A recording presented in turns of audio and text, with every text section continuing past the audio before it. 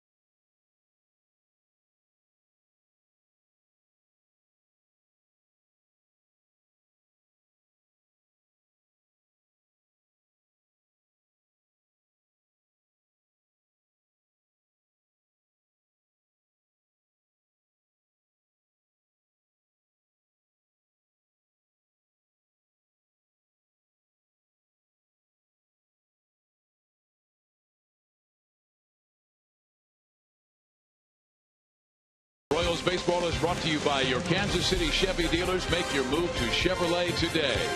By the Missouri Lottery. Try the new Lucky Sevens playbook.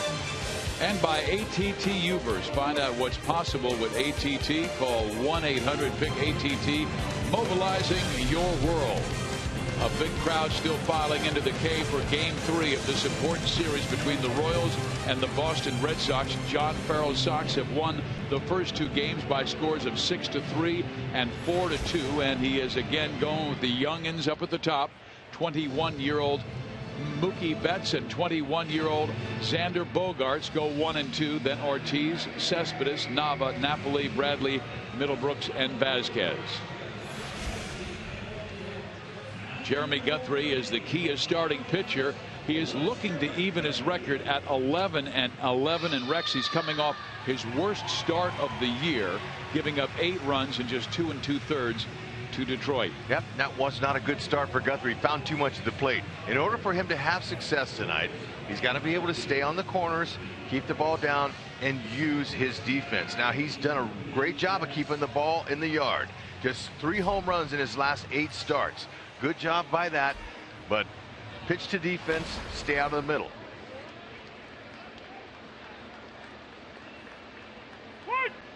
Betts at one of their hottest hitters of late. He has 4 hits in this series and 9 at bats, and that's raised his average to 291.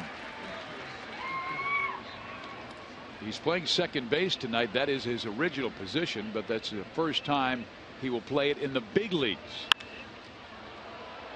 High in the air, right center field. Dyson racing over with that great speed. He makes it look easy.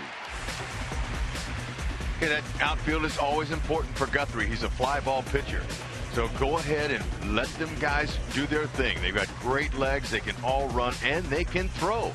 Look at the 18 outfield combinations of those guys, the assists that they do. Very accurate with their throws, but they're smart. They know who to throw to and what bases to go to.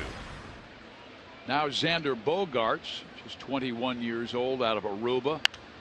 He's one of their top talents and expected to be their everyday shortstop next year. He started this season at third base.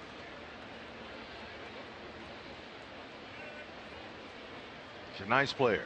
They're going to be looking for Guthrie's fastball early in the count. You can see him swinging. He's got 3 different variations. There's a 2-seam fastball right there, and he's got a cut fastball.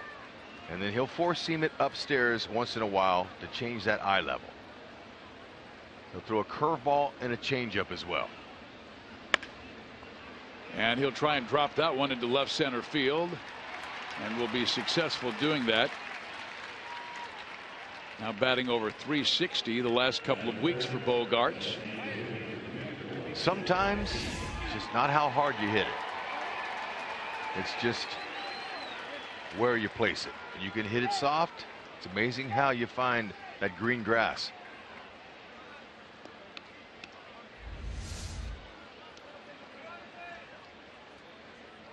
Bogaerts, he'll steal, but he's not a perennial base stealer type guy. He's only gotten 2 stolen bases this year. He's been caught 3 times. And now Big Papi back in the lineup. Didn't play yesterday because of a sore foot. He has tremendous power with 32 home runs this year, and he's driven in 99. See, Big Papi's got his glasses on, and he's in the shade. However, he's wearing those glasses so he can see that ball better out of that bright hitter's backdrop in center field. He does just what he did in game 1 and take it to left field.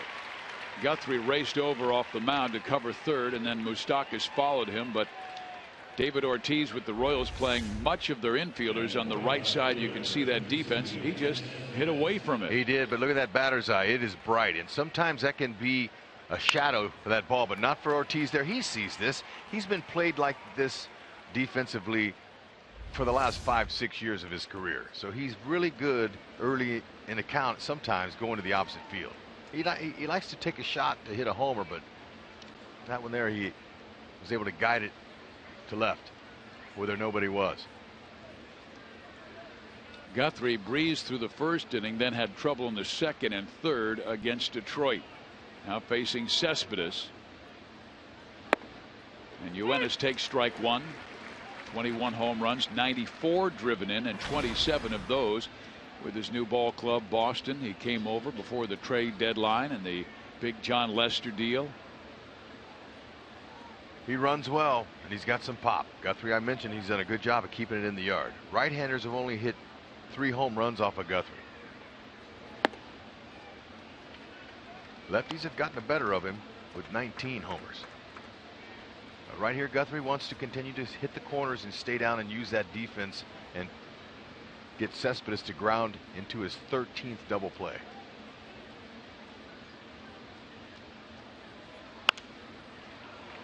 Instead, he lifts it to right. Kane comes in, and Lorenzo is there for the catch. No advance by Bogaerts, and 2 out.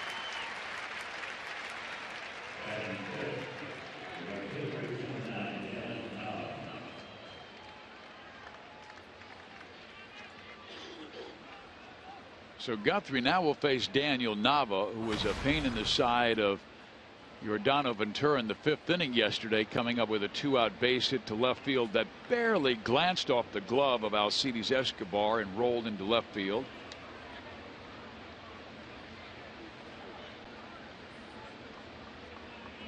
Jeremy's had a rough time in the first innings this year. You saw those numbers, but once he settles down, he can be rock solid.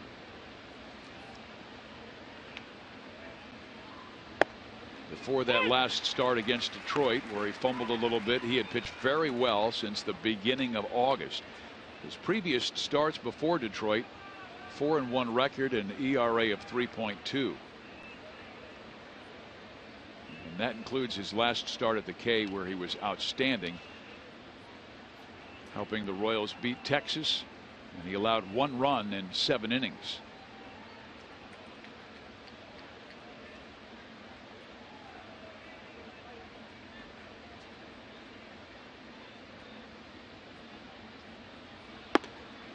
Okay, now just for this early part of the game, the sun can be a factor. I showed you the hitter's eye, the backdrop, but Lorenzo Cain, right where he's standing in this inning, he is in the teeth of that sun.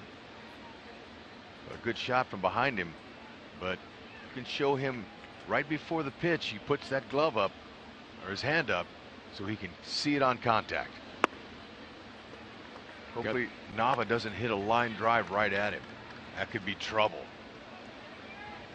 If hitters could hit the ball exactly where they wanted to, Nava would hit one right at Cain. Now he's going to move in. He's going to make an adjustment. I don't blame him. Get out of that sunlight. Sometimes a few steps can cost you, but you got to take a chance. Got to see that ball. Nava does pull it. Hosmer has it, and he will win the race to the bag. The Royals get out of trouble in the first inning. To the bottom of the first, the new lineup led up by Escobar.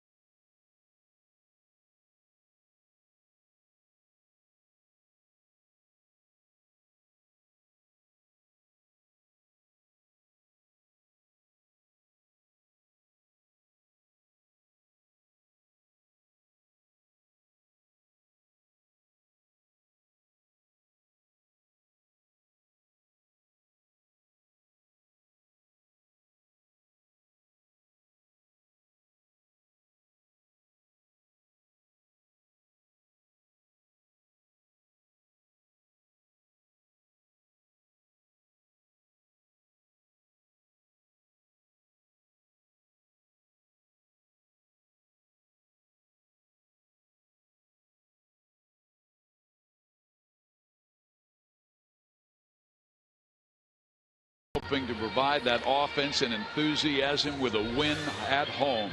They will lead things off with Alcides Escobar, then go with the designated hitter Nori Aoki and Lorenzo Cain. And Rex, you see speed in the 1, 2, 3, and 9. So you got 4 straight speed guys in a row once they turn that lineup over. That's right. Time to get on base, and maybe a track meet will break out. Put the pressure on that defense, but you got to get on base against this guy. Ruby De La Rosa, he beat the Royals back on July 19th, one of his better games of the year. Allowed 1 run in 7 innings, walked 4. He was wild early, but the Boston coaches told us later that was by design. They said the Royals a free swinging club, so you don't have to be that aggressive in the zone. He wasn't early, and then really settled down and was able to keep the ball around the knees. Yep, and he's got a nice fastball. He'll go from 92 to 98 with that pitch. However, he's comfortable around 93, 94 miles an hour. He's got a slider and a changeup. Very good changeup, by the way. Just like last night's pitcher, Webster had a good changeup fastball combination, similar to De La Rosa. And Ruby was acquired from the Dodgers with Webster and James Loney and Ivan De Jesus in that 2012 trade with the Dodgers for Josh Beckett, Adrian Gonzalez, and Carl Crawford. There's a line drive base hit to left field. Escobar hard around first, going for 2. Here's the throw, and he is safe. great start on a ball that was on Escobar's hands. Way to fight it off. Now, when I said uh-oh, it's because Cespedes, he's fast, he's quick to the ball, and he has 15 outfield assists. So I'm not sure Escobar knew that. Of course, they probably did, but right now it's on. Escobar saying, you're going to have to throw me out. And he got a good turn there, hit the inside part of the base. That's proper. Great slide late, just barely got in there. Good start to the inning. Royals now got to find a way to do something with it. This if Aoki makes it out, it's got to be productive. Pull the ball, get him over, and get him in. Get him in is the key. Give this offense that has been struggling some confidence. Aoki showing bunt, and does bunt foul. And they all realize that he can bunt. Napoli, he's crashing from first base. The second baseman bets, he's going to first to cover. But so if I'm Aoki, I'm going to just wait for a good fastball and I'm going to pull it because it's wide open on that right side. Alcides Escobar with that double now has a career high in that department with his 31st. That's a good idea. See, he's looking to pull it. And Napoli, look at him. He's sitting, breathing right down his neck. Doesn't take a ball hit hard at all. He can get it by him. Got to be looking middle in. Middlebrook stayed back on that first bunt opportunity, and Norrie showing bunt again, but will he pull it back? Napoli creeps in, he's swinging, and he pulls it down the right field line into the corner. It goes, and that is a foul ball, and it's a 1-2 count. Okay, right idea. He's going to pull that ball. That's what he wants to do. Now, if he could straighten that out, that'd have been nice, but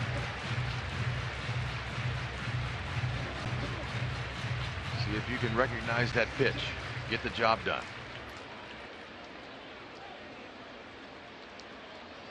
Corners now back except for Middlebrooks at third. Norrie chops it over the head of the third baseman. Here comes Escobar.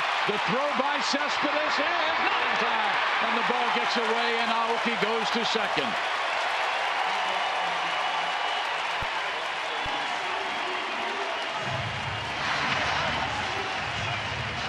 A chop knock at its finest.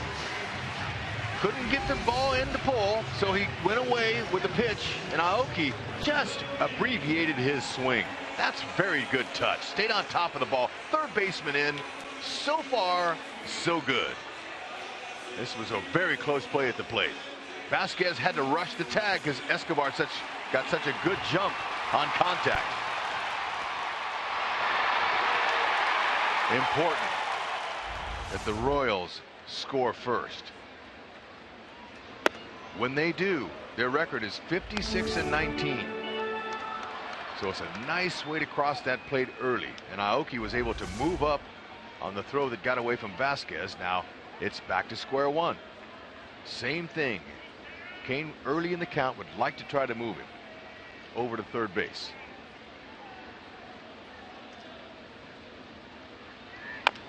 He does roll it to the first baseman Napoli. They will get it to the pitcher covering, but I love that Lorenzo Cain, watch as he comes into the dugout. Every single teammate is going to congratulate him on a job well done. He gave himself up to help a teammate get to third with less than 2 out. And both hitters did it with abbreviated swings.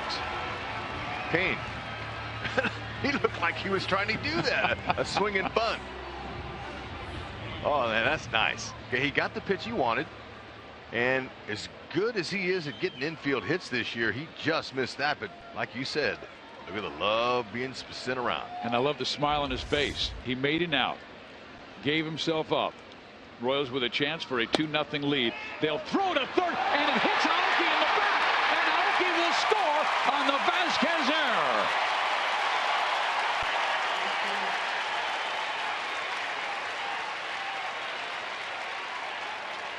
Long way to go in this game, but the Royals are coming out saying, all right, it's time that we get on the board first and we score some runs. Now do it any way you can.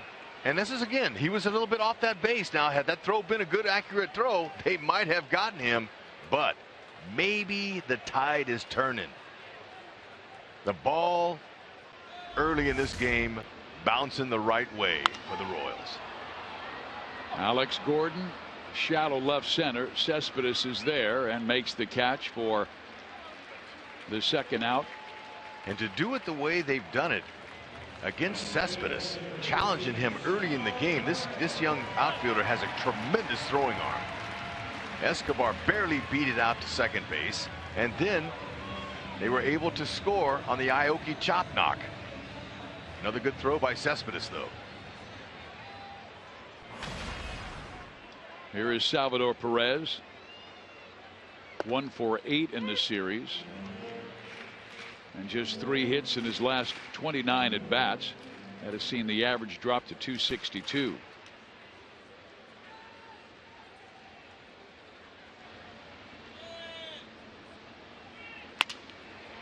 Grounder, deep short. Xander Bogaerts, boy, he's got some kind of arm, and he throws out Salvador in an accurate throw, but the Royals get 2. The speed of Escobar and Aoki. Shocked the house. They got 2 in the first.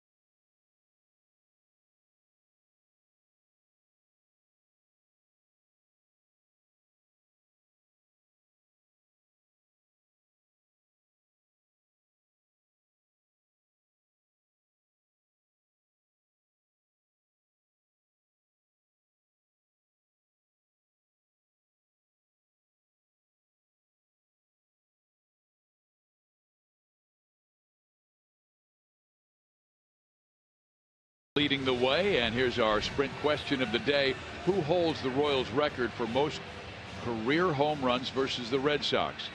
George, Hal, Amos, or Mike Sweeney?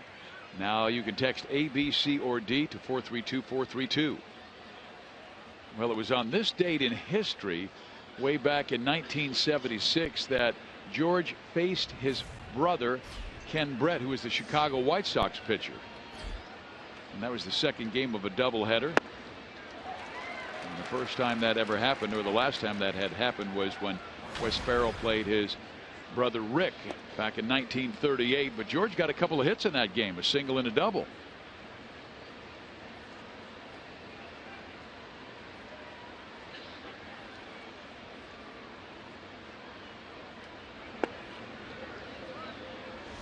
All right, let's check it out again.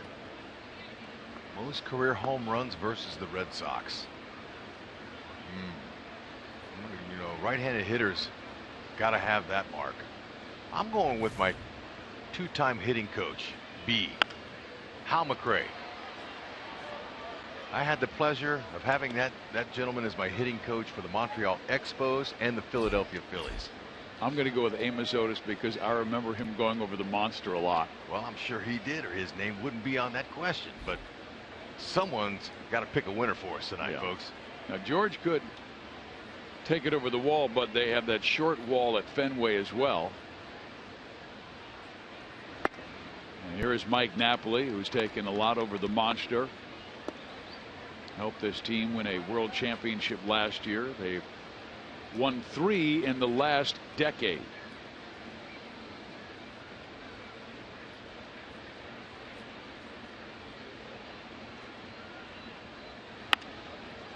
He fights it off.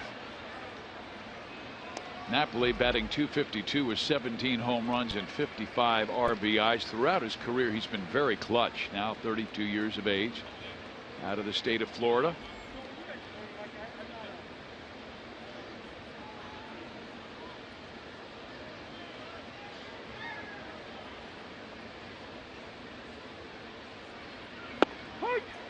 In there, strike 3 called. Napoli, very selective hitter. He eyeballs a lot of pitches. He didn't like it, but Guthrie did. That's a perfect low strike. And I want our fans to know that Eric Cooper is the crew chief and the home plate umpire. You just saw him ring him up. Before he rang him up, Rex Hudler, my broadcast partner, leaped to his feet, and you gave an Eric Cooper punch him out before Eric Cooper did. I could tell. You called it a strike before Cooper did. It was right down the middle, and I've got something to tell the people too. Napoli's got to go. It's a body language game, you've always told me. That's right. Here's Jackie Bradley, 0 for 8 in the series and only 5 hits in his last 60 at bats, and he skies this one deep to center field, but Dyson drifts back near the track to pull it down for out number 2.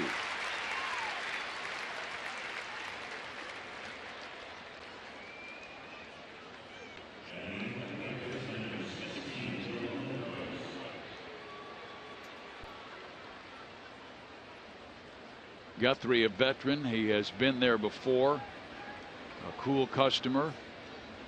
It's for Baltimore, Colorado, and now the Royals, and he has very good numbers in this ballpark. Royals are 25-14 in his 39 starts since he joined the team.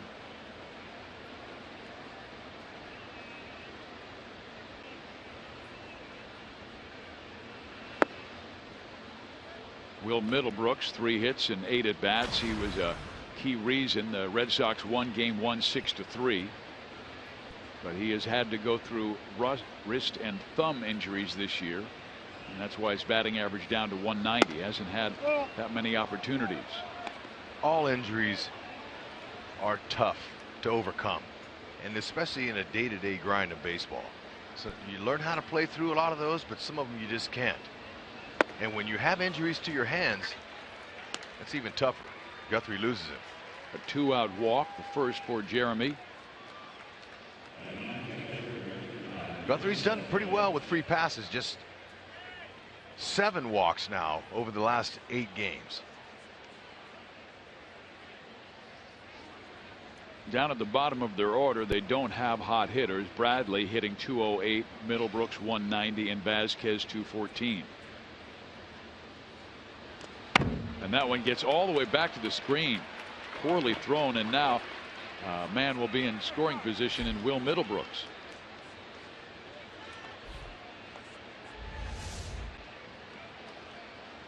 Just overthrew that one. Wow, pitch on Guthrie. Just his 3rd of the year. It's not bad. The Royals had a very difficult time controlling the bottom of the Detroit order. One of the reasons Guthrie in his good starts is pitching so well is because he's utilizing the inside part of the plate. He's pitching these guys in. He's backing them off. He's even hitting a few guys. As a matter of fact, 13 hit batters. That's the most of any Royals pitcher. And he came back inside Hud at 93 miles an hour. That's his 2-seamer. That's a good pitch for him. He'll back some guys off the plate, and that sets up his off-speed pitches to the outer half. That cutter away, and his curveball.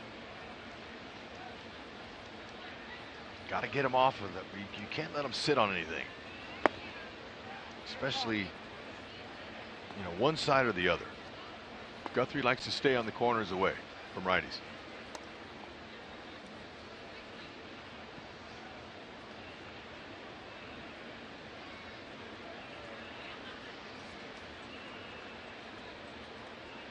1 on, 2 out. Royals leading by 2. Vasquez fights it off on another inside fastball. It's the first time Vasquez has ever faced Guthrie.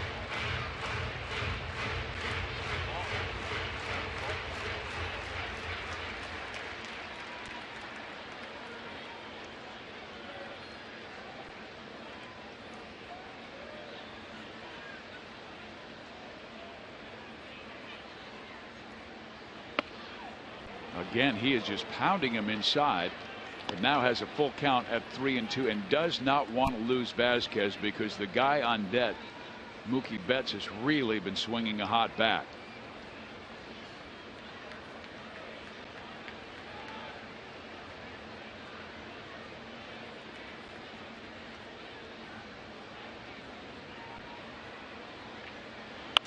He did challenge him and got him to pop it up. Left side, Moustakas, foul territory. That does it for the Red Sox in the second.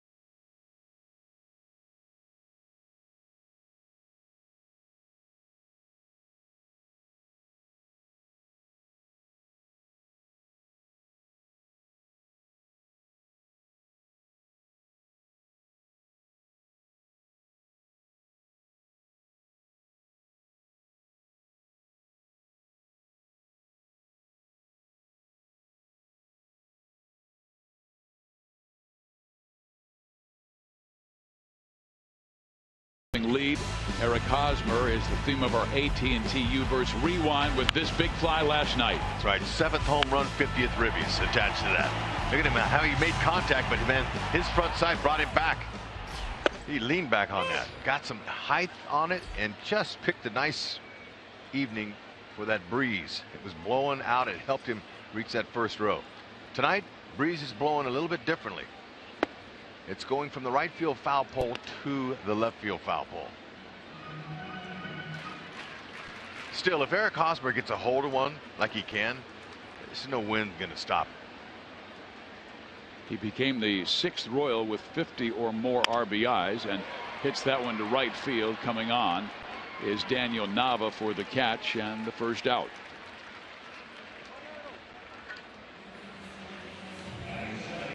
Nava froze on contact because he wasn't sure how hard the ball was hit. So important for outfielders to be able to listen to the sound of the ball coming off the bat and also to be able to read it. Now, it's hard to read spin on a baseball from that far away, even in the infield, but still outfielders can tell by the trajectory of the ball if it's got top spin or if it's got backspin.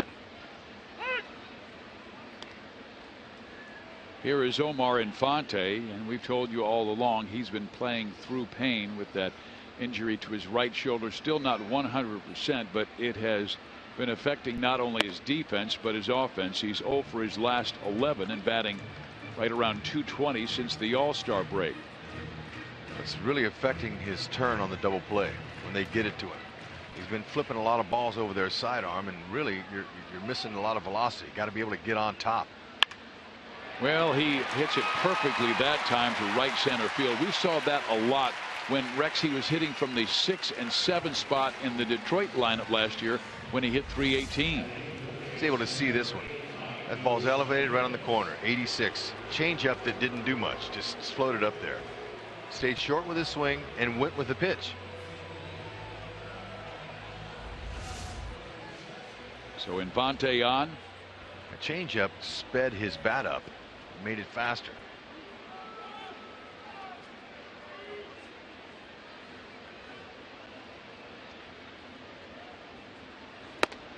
Ball one.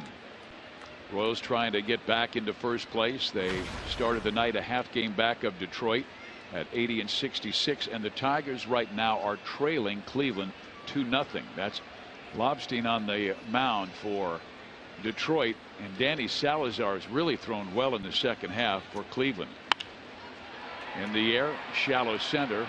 Bradley for a moment tried to deke Infante, but Omar read it perfectly, and there's 2 out. Yeah, he tried to trick him with his body language. And fans, it's time now for you to tweet your photo using hashtag KCFanPhoto for a chance to have it shown in an upcoming game broadcast brought to you by AT&T. And if you've got really good eyesight, you can read that no purchase necessary. Man, that takes really good vision. Well, you know, that's a tough read.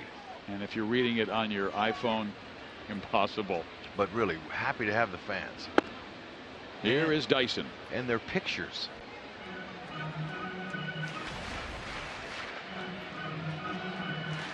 Well, Gerard in there because Ned Yost wanted to get that speed where you roll over the lineup from 9 through 3 with nothing but speed guys. So we might see a little more action with stolen bases, perhaps hit and runs, etc. And the other thing that is very positive about Gerard Dyson, Rex, in his last 20 starts, the Royals are 18 and 2. Well, you know, that's a good mark. If you're Dyson, you got to love that. Toyota league leaders show he's 3rd in the American League, even though he does not play every day like Altuve and Ellsbury. Way high. Any little positive statistic like that is really good. Now the players, they're not like us up here where we go through the notes and we look through all the stats. Players, they don't have a lot of time to do that, and they don't really want to know every stat. But I'm sure Gerard has probably heard that, and that gives him confidence. He's out there, gives him a little boost. Likes to stay on top of the ball with his bat. He's able to recognize that he has the speed. He knows that pitchers try to throw him or pitch him up in the zone. So he hits a pop-up and hits an out usually. Stay on top of the ball, hit it on the ground, and utilize that great speed he's got. Infante goes, pitch taken, throw to second is in time, and Omar is out. So are the Royals, but they are pushing the envelope with the running game tonight.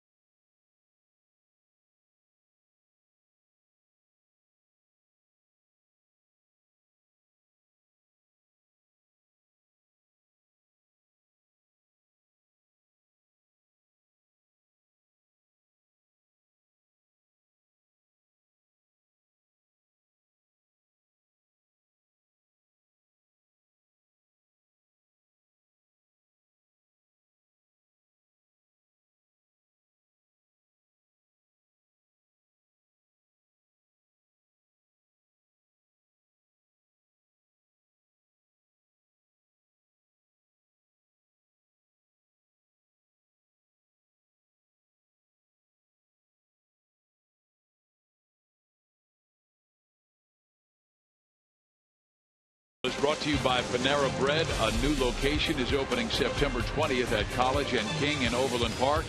And by your Midwest Ford dealer. Visit us at yourmidwestforddealers.com. Steve Physiak, Rex Hudler, Joe Goldberg, Jeff Montgomery with you at Kauffman Stadium in Kansas City. 2-0 Royals. They scored 2 runs in the first on their speed game. Escobar hustling for a double. Aoki showing bunt early, drawing the corners in, then chopping one over the head of the third baseman to score Escobar. And Aoki went to second base, then third on the ground out, and home on an error. Mookie Betts flied to center field his first time up.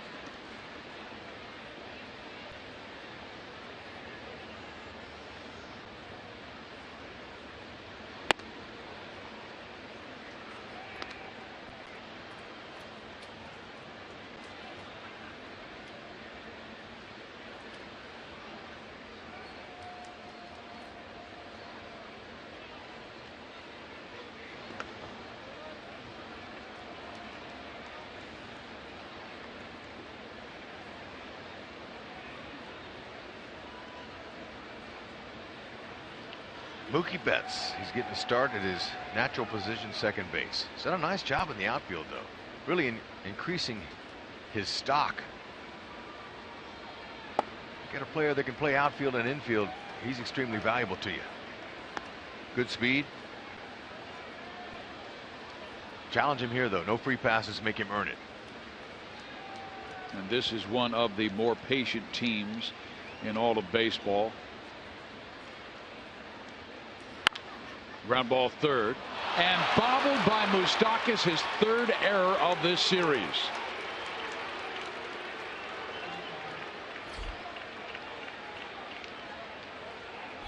Just took his eye off it.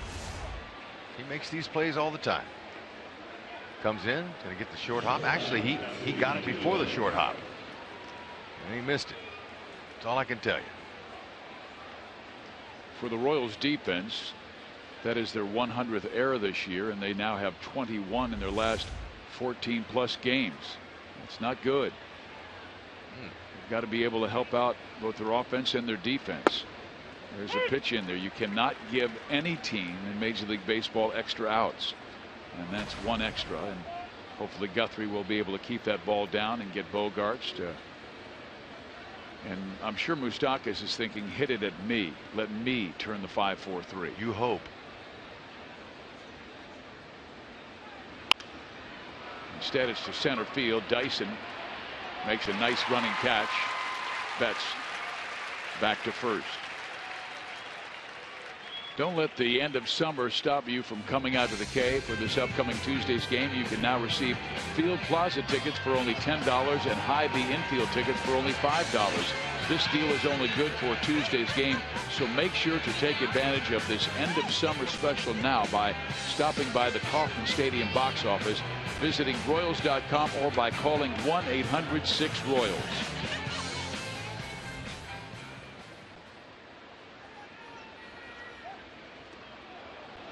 And I beg your pardon, the Royals with 97 errors this year.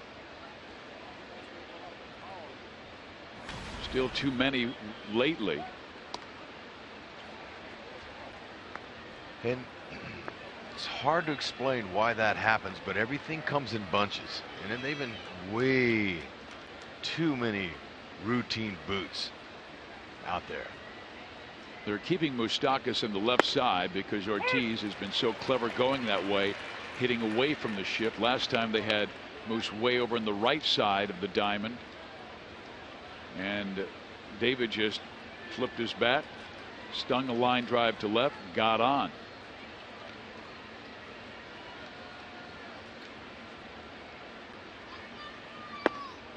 He is just one of the great hitters in the game, and certainly one of the great clutch hitters in the history of the game, with the damage that he has done in postseason.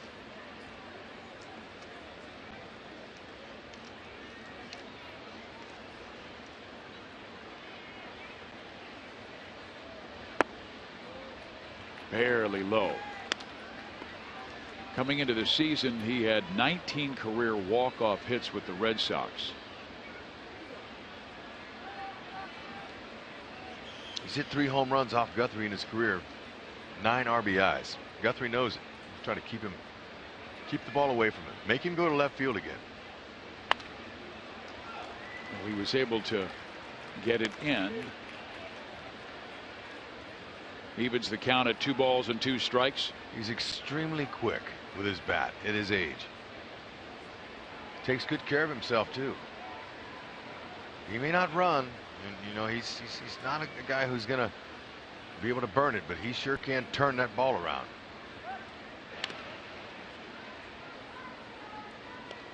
Errors are gonna happen, just like Ned Yost said in his pregame press conference today. They're gonna happen. You just hope they don't hurt you. And he said, you know, you can overcome errors by scoring runs. Well, the errors have certainly hurt the Royals in the first 2 games of this series. Especially a an error that puts a guy on ahead of their best hitter, their home run hitter. Kansas City 4 errors in the first 2 games of this series, led to 4 runs, and they also had 4 walks and a hit batter lead to another 3 runs. So that's 7 runs gift wrap to Boston, and they've won by scores of 6-3 and 4-2.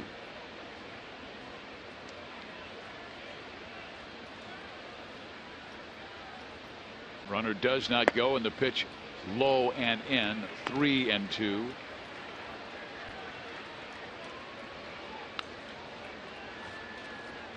Ortiz with 74 walks this year.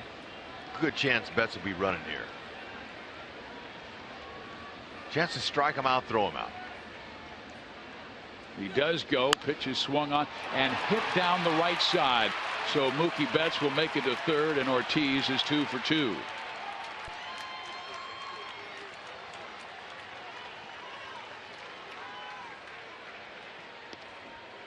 Brian Butterfield, long walk back to the third base box, but he was all the way down, almost 10 feet from home plate.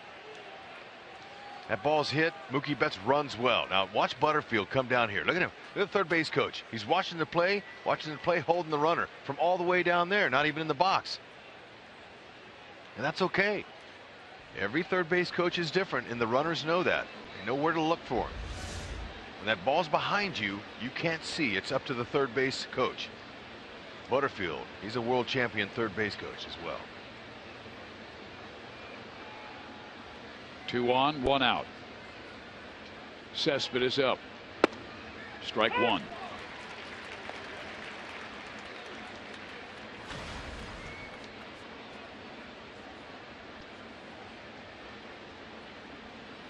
Ned Yost said last night, I want us to toughen up and get back into first place. But Cespedes sends one deep enough to score Betts, and that will make the Royals pay for the Moustakas error as he checks in with their first run.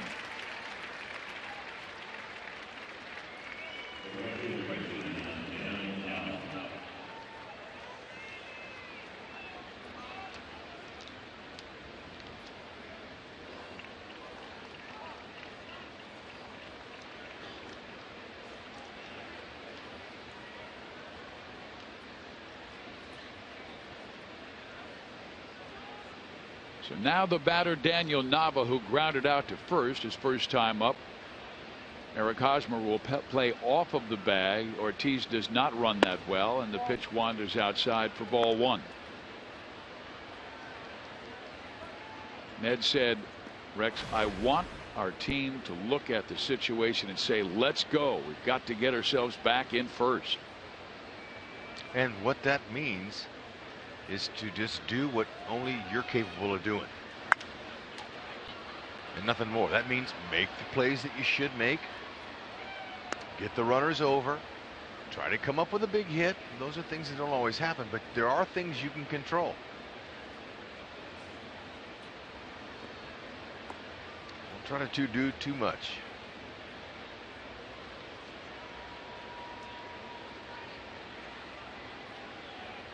Baseball's a team game. There's no question about it, but it's very individual.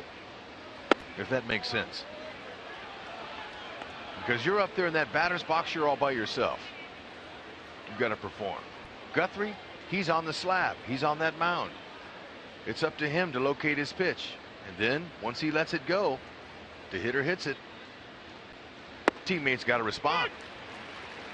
Pretty simple. But the game can be complicated. The game can be humbling. You got that right.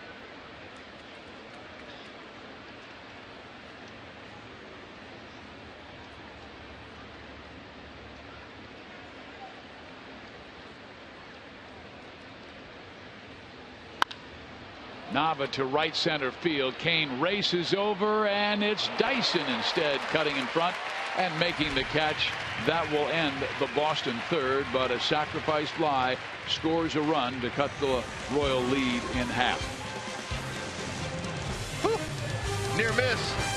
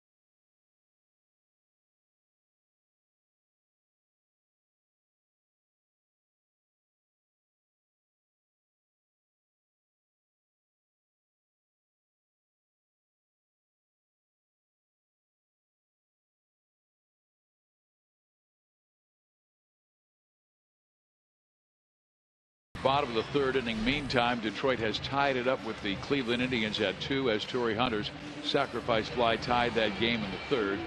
Royals trail Detroit by a half game in the Central. KC spent 32 days in first place, but they have lost 5 of their last 7. Dyson, who was up when Infante was caught stealing, will lead off the third.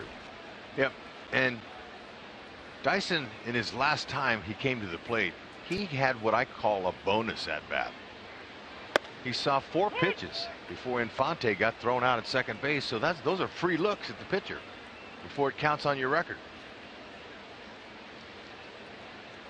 And getting back to first place is important, but they want to be in first on the 28th of September. That's their goal. And winning the Central is it's going to be a lot easier than playing a 1-game playoff anywhere else. There's no question about that, because what happens is you usually use your number 1 starter, and then the number 2 guy would open on the road at the division series. Yeah, not to say that the Royals couldn't win against a number 1 starter, couldn't beat him, but it's really tough, you know, when you're facing somebody like the Iwakuma or a King Felix. You know, it's really a tester. 1 game, it's a real nerve-wracking day, I can tell you that. When you haven't been there in 29 years, you just want to get in. Now, A, they want to win the Central. B, they want to get into the postseason. And there's a ground ball to short. Xander Bogaerts. Dyson running hard, and did he pull him off the bag? No, he did not. Now Ned Yost may look over his shoulder at Don Wakamatsu to see if they want to check that, but apparently Napoli, they felt, kept his right foot on the bag.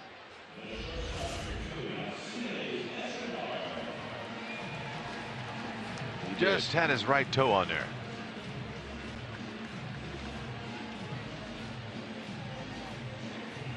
With that kind of speed, whenever an infielder on the left side of the field gets that ball, and you know you got to be just right to beat him. Puts pressure on you. You make mistakes. And I know the Royals fans feel that there's been a big gorilla on their back. They haven't been to postseason in 29 years, but you have to remember the Boston Red Sox did not win a world championship for 86 years. And I really think they went at it, Rex, with a freedom about them. Remember in 2004 when they finally won it, that team called themselves a bunch of idiots.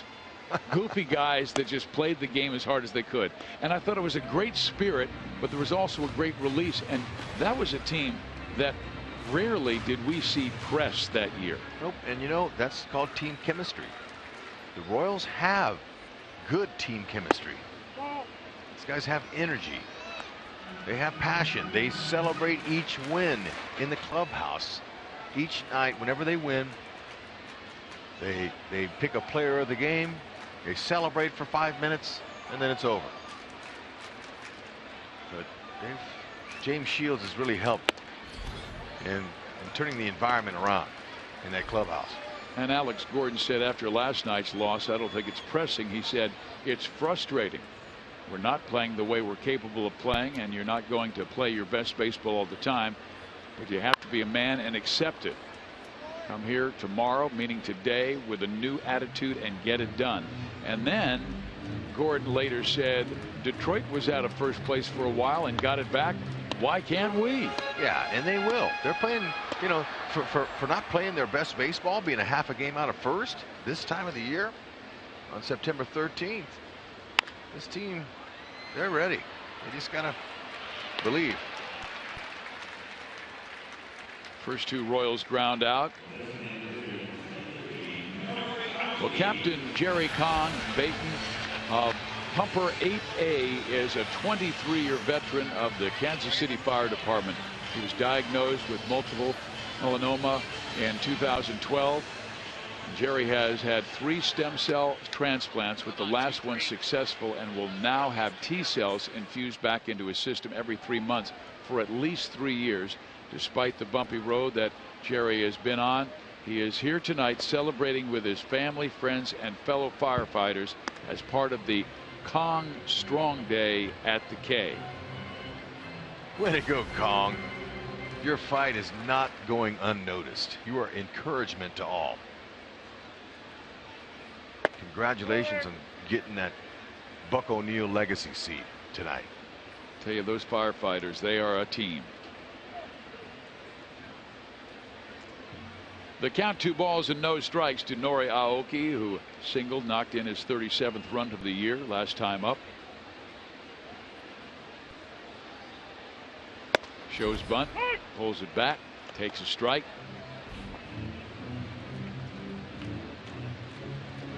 Yeah, Joe's going with that different looking lineup tonight. He's got Escobar, Aoki, Kane. All 3 of those top 3 hitters are very good with their speed, but especially infield hits.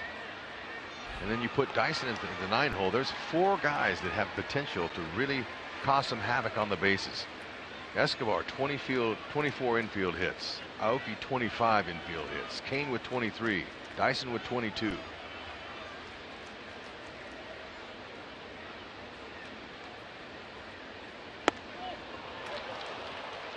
Nori Aoki swings and misses and falls to the ground, and we will head to the 4th inning of play with the Royals leading Boston 2-1. Not one of his better swings of the season.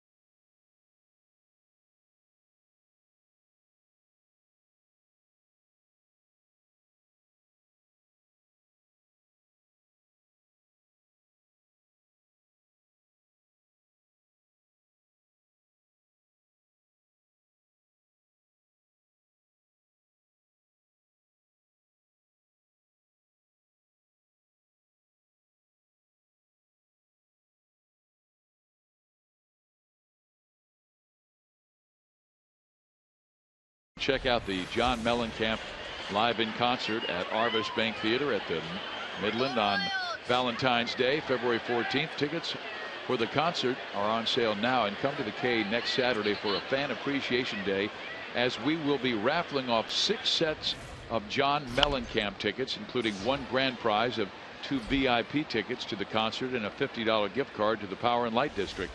This and many other great prizes will be given away on Fan Appreciation Day, so get your tickets now at Royals.com/fans or call 1-800-6-ROYALS. Alex is the driver. We hope so. That's a fan right there, Fizz. Yep. And Gordo will be hitting second next inning. That's right, young man. All aboard. Been a little quiet in September, but my goodness, did he have a great homestand last time the Royals were here. So you know what that means, that Alex is due to get hot. You got that right. Carry the team the rest of the way. To center field, Dyson comes sprinting in and makes a nice catch. That's a tough read. Sure is. I talk about how outfielders have to pause. They have to wait for a second sometimes to see what that ball is going to do. Dyson almost waited too late to come in. Power hitter like Napoli. Outfielders a tendency is going to take a step back even on swing, but he's able to come in. He read it nicely. Watch him at the top of your screen. He's trying to get a read on it.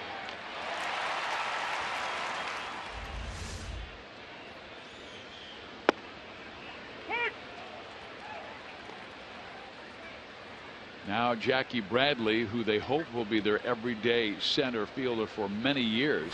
He is outstanding defensively, but having a tough time swinging the bat. Rolls that one. Moustakas cuts it off, twirls and fires. A little low, but Hosmer right there, and 2 out. Fans, you can vote for the Royals Player of the Month at rallyhouse.com/Royals, and you will be entered to win a majestic prize pack from Rally House.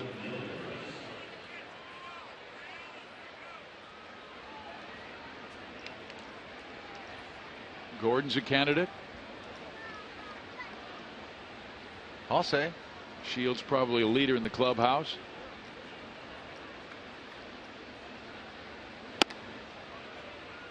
One ball, no strikes. Will Middlebrooks has always hit well at the K. 10 for 25 in this ballpark, and we remember the first game he played here, he belted 2 long home runs, and he rips that one to left. Gordon, though, is right there to make the catch. So 2 lineouts in the inning. We head to the bottom of the 4th. Royals by 1.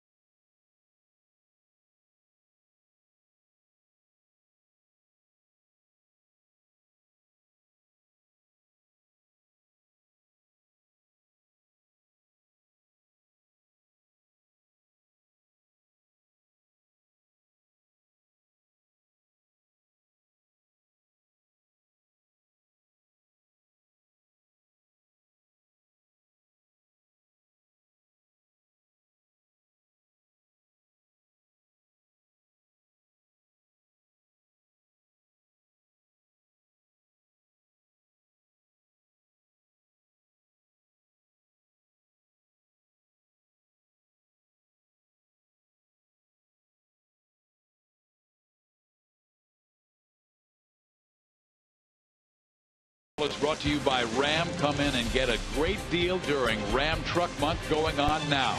And by the makers of 5-Hour Energy. It's a beautiful look at the Midwest Plains.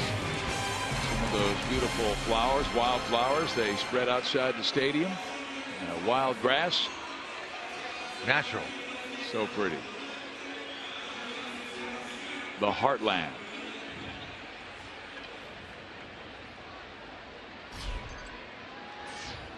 Lorenzo Cain will lead off the bottom of the fourth, then Alex Gordon and Salvador Perez, and Lorenzo takes ball one.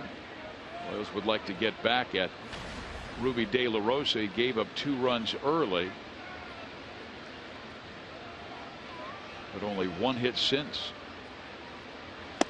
Outside, 2 balls and no strikes.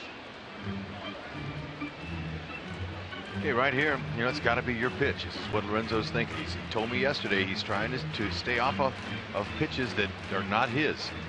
So when you're ahead in the count 2-0, you look right down the middle, and anything else, you let it go. Get on base. It's got to be right in your area. You're taking another one here. You might even take another one after that. Put the pressure on De La Rosa. Get on base and do what Ned Yost expected out of this new lineup that he brought up.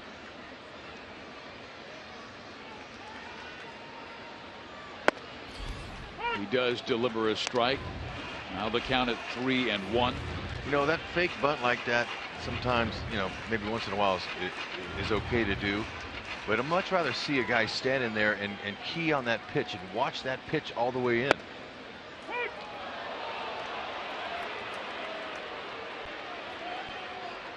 Cain trying to get on any way possible to help the team start the rally in the 4th inning with Gordon, Perez, and Hosmer to follow. Okay, last 2 pitches were good pitches to hit. Now he's got to think the same way. It's got to be in the same area or take the walk. And that's down the line into the corner. Cain hard around first. He'll make it easily to second and stop there. Ooh, man, I'm gonna tell you though, he didn't stop, and he wasn't wanting to stay at second base. He made a huge turn. I mean, he was thinking 3. Great at bat, right down the middle. The last 3 pitches, he waited, 3-2 count, and he rifled it right past Middlebrooks, and he wasn't happy with it. He wanted to keep going to third. Good hustle. They made him stop him. Watch it now. He's coming around to second base. That's exactly what you do if you're a runner with speed. Make the outfielder stop you. If he doesn't and he bobbles, you're automatically on your way. Full speed. Well, Joe Goldberg, you want to talk about the mood of the team right now. Yeah, and there really isn't a lot of panic. I think frustration has been the key word, but Rusty Kuntz is one of the most optimistic people, well, let's be honest, to have ever lived, certainly to coach in baseball. And he says the first thing he looks for when he goes to that dugout is if the team and, their energy, if it's going south at all, if they have low energy, and then he tries to pick them up. But he says that he hasn't needed to do that lately. And you see this back in the 1st inning. You showed it before. Lorenzo Cain being celebrated for moving a runner over. Big smiles. But he says that the energy level has been great. A lot of guys in there trying to pick each other up. Hey, let's go. Keep it going. And he said earlier in the year when they had some losing streaks, June and July, or late May and July, that's when they were struggling. There's a shot to right field. They'll likely hold Cain. Yes, they will. And it's 1st and 3rd for KC. Joel, you're exactly right. I haven't noticed a change at all. The Royals, they understand baseball. They learned a lot from last year. Now, Lorenzo Cain had to freeze on contact. Didn't want to get doubled up on a liner. Playing it safe. Nava, he's got a pretty good arm in right field. He's got 9 outfield assists. So it's good to see Alex Gordon check in with a base hit. That breaks an 0 for 21 that Alex had been in. And Rex, last night the Royals 1 through 4 guys were 0 for 15. Tonight thus far they are 4 for 8. Nice to see a change. Don't stop. Plenty of game to go here. They've got to get a lead. Salvador Perez, the batter. Same thing. Look him over the middle of the plate. Get up underneath one. To right field. Beautiful. That's a base hit. Cain to score. Gordon around to third. They will hold him there, and it's a double for Salvador, and the Royals' 2-run lead is back.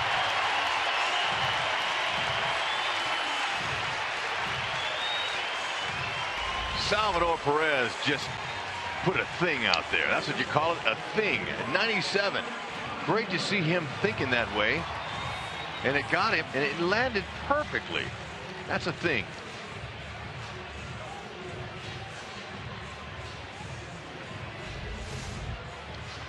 Oh, let me rephrase that. That hit right there is a beautiful thing. I was waiting for you to correct yourself. No question about it. Because there's a young lady in the club level holding a sign that says, Rex, it's a beautiful thing, and you left out beautiful before thing. I can't help it, Biz. Didn't get a lot of sleep last night, but I'm trying to put it together for him. But you forget about us up here. It's all about these players here getting it done. And Ned Yost's new lineup scrambled that lineup. Some managers will do that occasionally when things are going wrong offensively and they're not scoring a lot of runs. Nice to see the opposing team with a guy up in the bullpen here in the 5th inning. Or 4th inning, but 5th coming. Infield playing back. Hosmer takes ball 1. Eric popped up to right field his first time up. Last night he sent one down that line and just barely over the wall for his 7th home run of the year. Situation. Get him to third. Nobody out. Well, he took a rip and tried to pull the baseball and misses 1-1. Now, sometimes certain hitters you would expect to get the runner over and give yourself up. But for Hosmer, you know, anybody in the middle of the lineup, guys that with his capabilities, you're not necessarily expecting them to do the job. Hosmer can get a base hit to left field and get him over just as well. Just knock that run in. He's a run producer. Now down in the count 1-2. Eric 8 hits his last 6 games.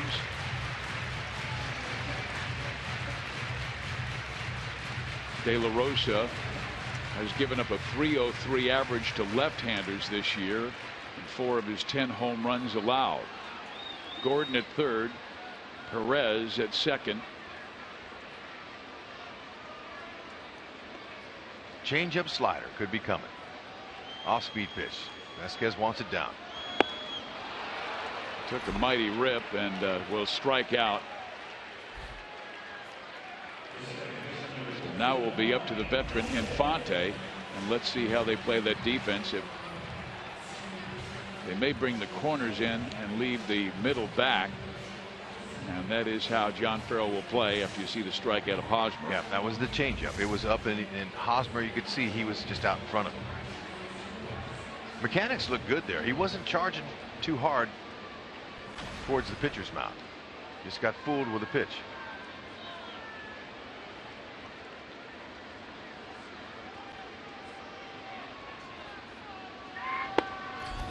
Infante checking his swing as all of a sudden De La Rosa deciding to work the Royals up in the strike zone. Omar singled to right field, just slicing it over the head of the second baseman Betts in the second. Think your pitch, not his. Again, another one high.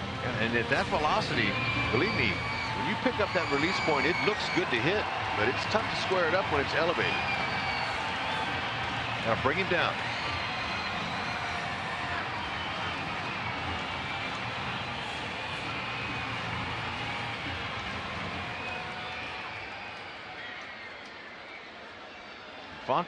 Infante's a really good fastball hitter. 2-0, right down the middle. Think knee high. And instead of going with the fastball, he went with the breaking ball and got it across for a strike. It's a good slider. Just took enough off to freeze Infante. We have seen a lot of breaking balls, off-speed pitches, and fastball counts in the Detroit series and now in the Boston series. 3-1.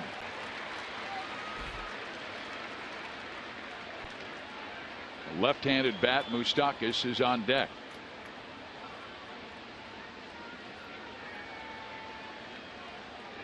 First base is open.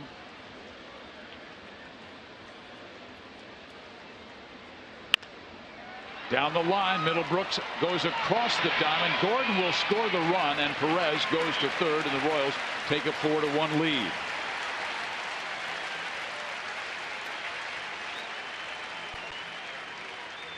That'll work. Middlebrooks showing some athleticism there with a nice play. But second and third, just get the runner home any way you can.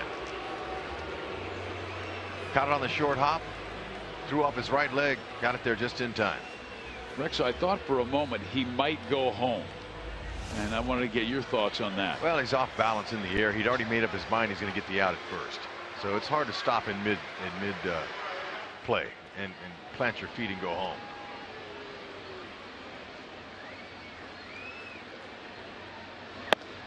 Strike one. So the Royals with 2 in the first and 2 so far in the fourth. Double, a single, a double. A couple of outs. One which produced a run. And now Moustakas trying to get Salvador Perez home from third. Moose has a chance to make up for the 16th error that he made early in the game. They ended up scoring a run on that error. He's got a chance to get it back here.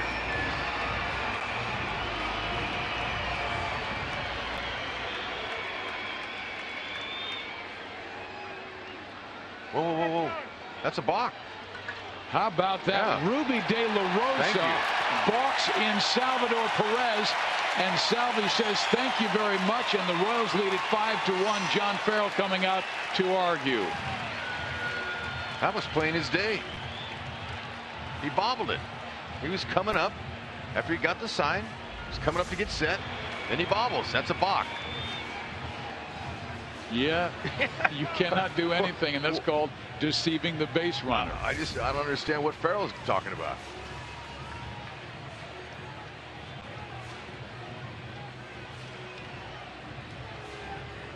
John Farrell, a former pitcher.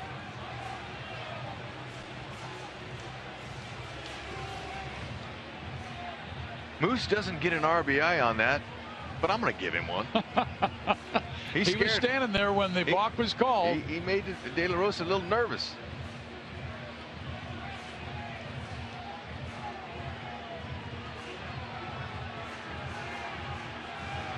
That's home plate umpire Jim Reynolds.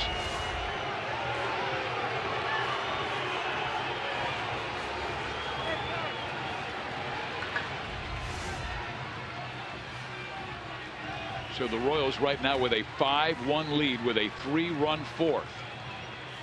And that is indeed huge as they're chasing the Detroit Tigers right now. A half game back. Last time we checked, Detroit and Cleveland were tied at 2.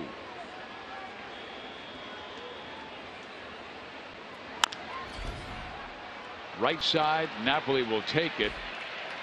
But Ruby De La Rosa's mistake gives the Royals 3 in the fourth.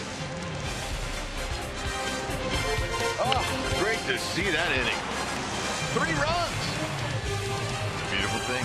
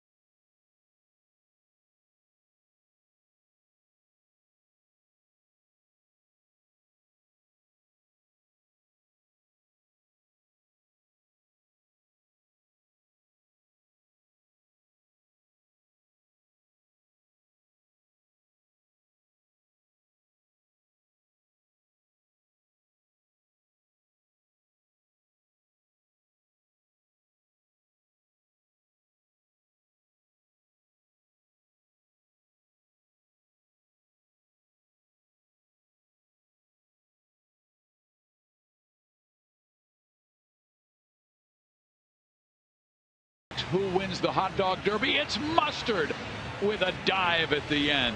And fans, you can start your week off right by coming out to the K for Value Monday on Monday home games. You can purchase a Hy-Vee infield or Hy-Vee outfield seat for only $8 courtesy of Hy-Vee. The next and final Value Monday this upcoming Monday when the Royals face off against the Sox. The White Sox, though, Royals changed their socks from red to white on Monday. Go to Royals.com or call 1-800-6-ROYALS for tickets. Mustard finally got a win, and Mustard right now only one game back of Ketchup and Relish. Some pretty good play-by-play on that. I'm a big Mustard fan. Ketchup is for hamburgers, Mustard for hot dogs. In the air, left center field. Dyson wants it. Dyson gets it for out number 1. What do you put on your veggie dog? That was, I put comedic relief. That was by design. You and I have had that conversation for so many years. It's like you're my little brother. Happy to be in the family. Exactly. Guthrie knows what to do. Pound that strike zone. Make him put it in play. Keep it down. Guthrie's two-seam fastball's got some pretty good movement to it tonight, especially when he starts at middle and then ends up in on righties. The only run he allowed was not earned because of the error by Mike Moustakas, allowing Betts to reach. And then Betts would later score in a sacrifice fly by Yoenis Cespedes. Pretty nice spot. Where was that pitch? Don't know. I thought it was a strike. That one was. Yep, took something off. Nice changeup.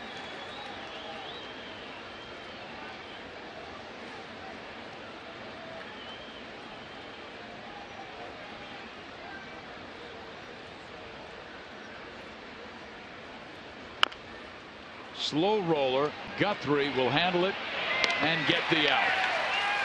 Well, he did not panic at all. Nope. Very good control. He got to the ball. He's a very good athlete. He got to that ball in plenty of time. He picked it up and he just got the out. Didn't panic, just like you said. Fast runner like Betts, you don't have a lot of time, but look at him bounce.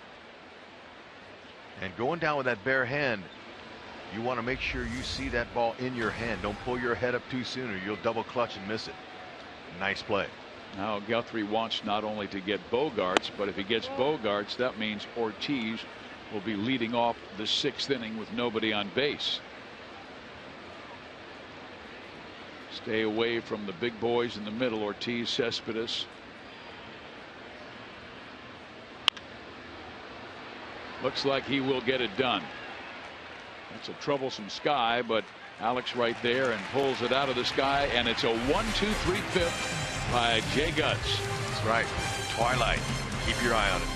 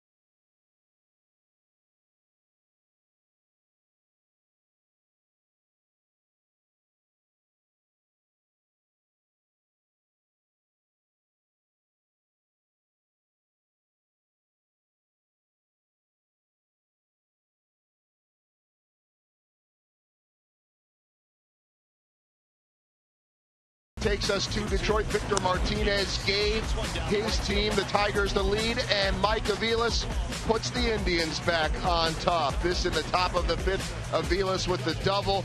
Going to bring in Lonnie Chisenhall and Jesus Aguilar. Nice job by the former Royals Player of the Year, Mike Aviles. Keep on going, Mike, until the Royals get there. The Royals win this game and Detroit loses. KC will be back on top. Lorenzo Cain has had a good game thus far, offensively and defensively. And the one time he made an out, Rex, he gave himself up to get the runner over, who eventually scored on the error by the catcher Vasquez. So far, so good for Lorenzo. Here is our Chevy call to the bullpen, brings out Stephen Wright for Ruby De La Rosa. This is his 3rd game of the year, has a 1 ERA in only 9 innings. Well, see how the Royals handle a knuckleballer. That's what Stephen Wright has. He's got a knuckleball. He'll throw a little fastball in the upper 80s, and he'll cut it occasionally. But I wonder if Vasquez changed his glove and got that specialty catcher's glove that looks like a first baseman's glove, and sure enough, it looks like he does. Vasquez, the catcher.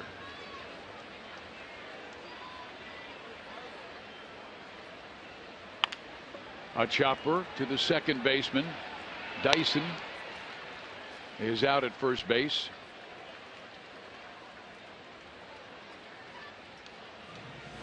Let's check out our farmland. What's cooking at the K? Tomorrow afternoon, the kids have their fun run. Family Fun Day Sunday.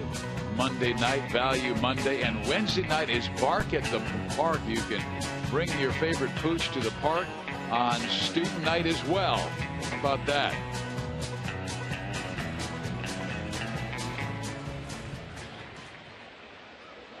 The Royals with 5 runs on 6 hits. They have suffered 1 error. The Red Sox 1 run on 3 hits. They've also suffered a costly error that gave KC a run. That knuckleball floated up there on Escobar.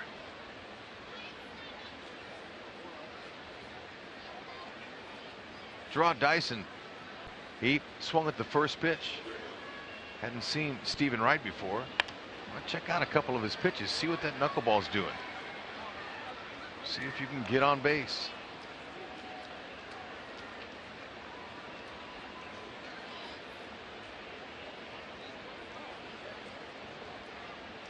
His fastball is in the high 70s to low 80s.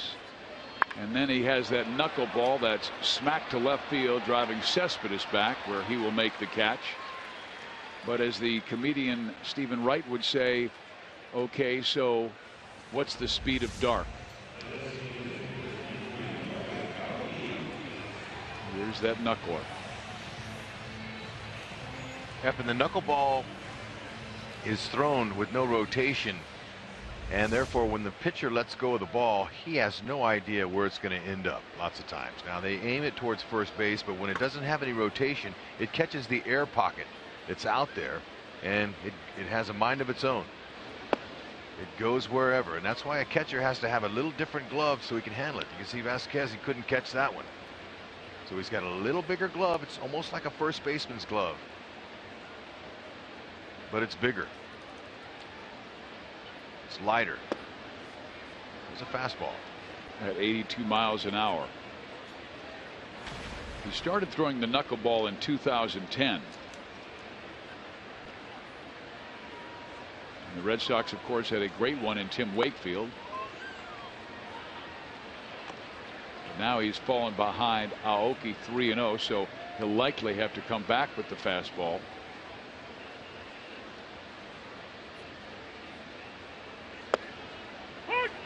And he does, and just graze the outside corner.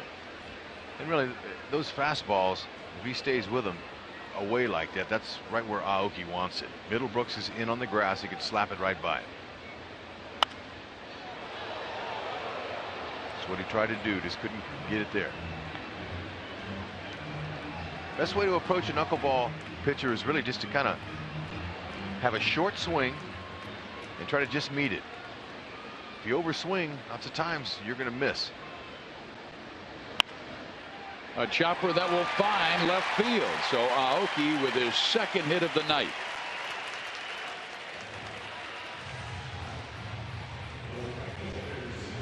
Your Kansas City Honda dealers bring you the MTP of the game, the most trusted player, brought to you by the most trusted brand, Honda. Lorenzo Cain hit his first inside the park home run on that ball there. Stayed inside the ball on that one. Ooh, went to right field. He's fired up. Starting to get hot.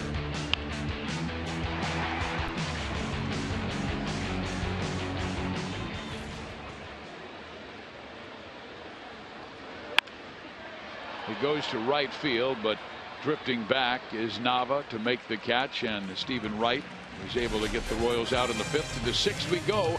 It's KC by 4.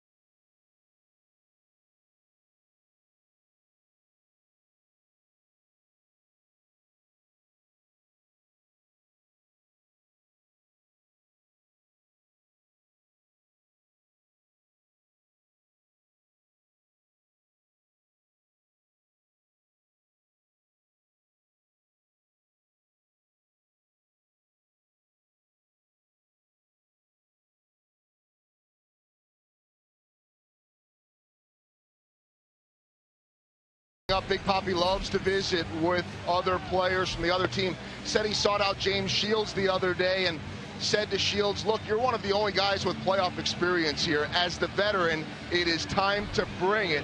He said, you've got to lead these kids and teach them how to get to the next level. He said it's a tough situation in one sense here because these are guys that have never been to the playoffs, most of them. But he said to Shields, you know, you could show them, and you can have all the ability in the world, but he said until you've been there, you don't really understand what that next level is like. But he said, look, they have, the Royals, all of the talent to do it, especially with that pitching. They're just pressing a little bit offensively. And then he said he told Yordano Ventura and Salvador Perez, this city, and he's been watching on TV a lot, the Royals, he said, this city, they need you guys to take them to the playoffs because you'll make history. Dyson off to the races and is there. Just in front of the best deal sign.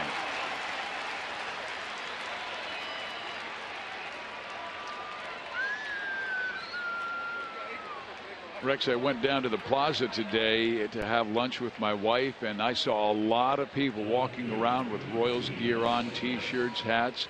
There's a lot of support in the community. They want this team to get there, and it has been 3 rough decades, but the Royals able to go out, making sure they got some very team-minded veterans to help lift the youngins. Yeah, and it was timely. Dayton Moore's ad, some of these guys that came in, Willingham, Ibanez. You know, this is some big ads, but you know the Royals players are going to continue to thrive, especially the rest of the way here on this homestand with the fans that are coming out to the ballpark here and really putting their heart and soul into it. The Royals want to reward them with a victory. Moustakas. 2 outs. So it's time for our fan photo of the night. Our AT&T fan photo comes from Michelle. She's got all of her family and friends there. Great bunch.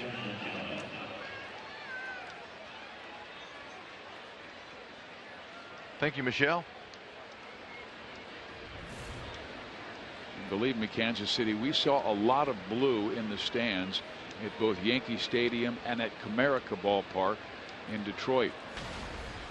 A lot of those who have relocated from Kansas City to the east or to the Detroit area, still Royals fans and very proud of the way the team has played, as KC trying to gain their 81st victory of the year. And as you know, the closer they get to that tremendous bullpen of Herrera, Davis, and Holland, the closer they get to a victory.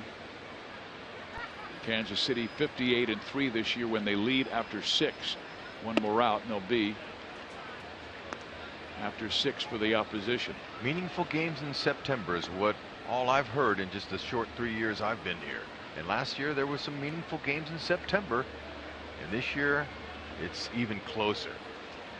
And the way this season's going, as close as it is, those last 4 games in Chicago, man, those are going to be exciting for Royals fans. If they have a chance, if you folks have a chance to get a plane ticket, especially for that Thursday, Friday, Saturday, Sunday series there at the end of the season in Chicago, you might want to be there for your team. On September 13th last year, the Royals were 8 games back. Now they're a half game back, and they could take the lead if Detroit loses and the Royals win. And Guthrie has been really sharp in his 6 innings of work.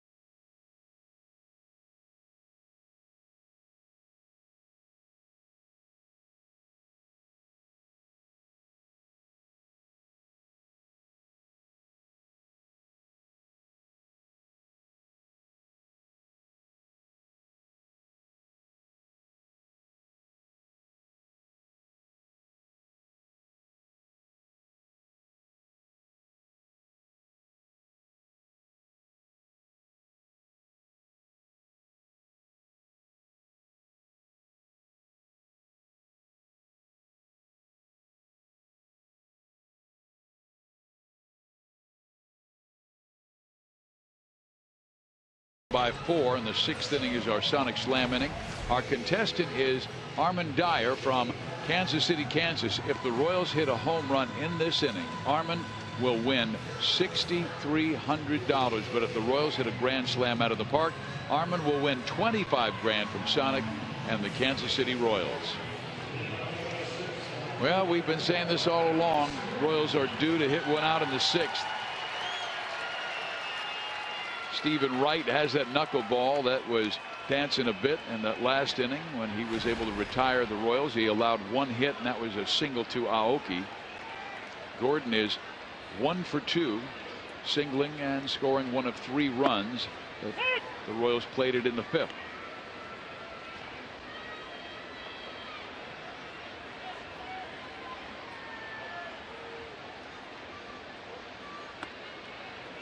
Knuckleball dances outside. 1 ball, 1 strike. Stephen Wright spent the first 5.5 years of his pro career in the Indian system after being selected by Cleveland in the second round of the 2006 June draft.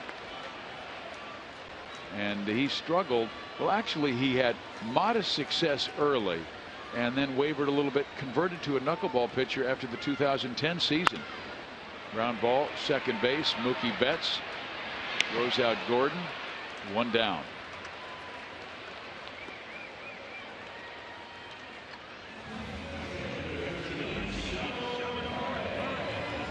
It's hard to ever really see a true knuckleball pitcher who's only thrown a knuckleball his whole career. It just doesn't happen that way.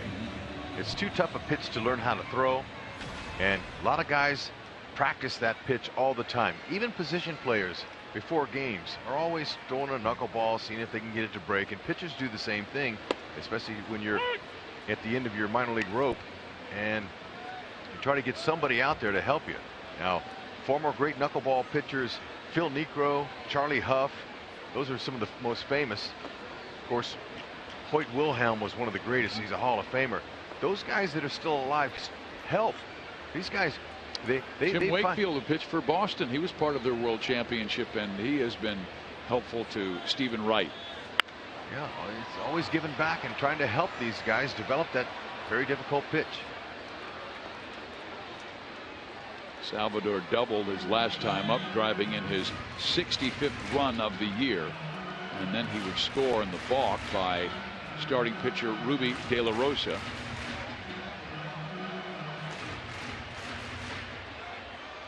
But Wright was a guy who went 10-0 at Akron as a more traditional pitcher, and that ball hit to the right side, and Nava will come on to make the catch, and 2 outs. But it was the next year in 2010, Rex, where he really struggled with Columbus. AAA in 9 games, had a 7.5 ERA, and I guess the decision was made after that season to try something new because his fastball wasn't overpowering. We saw it at 82, 83 miles an hour, but a pretty good dancing knuckleball. Yeah, good for him to keep persevering and trying to stay in the big leagues. Great pitcher at the University of Hawaii. Western Athletic Conference Pitcher of the Year in 2006.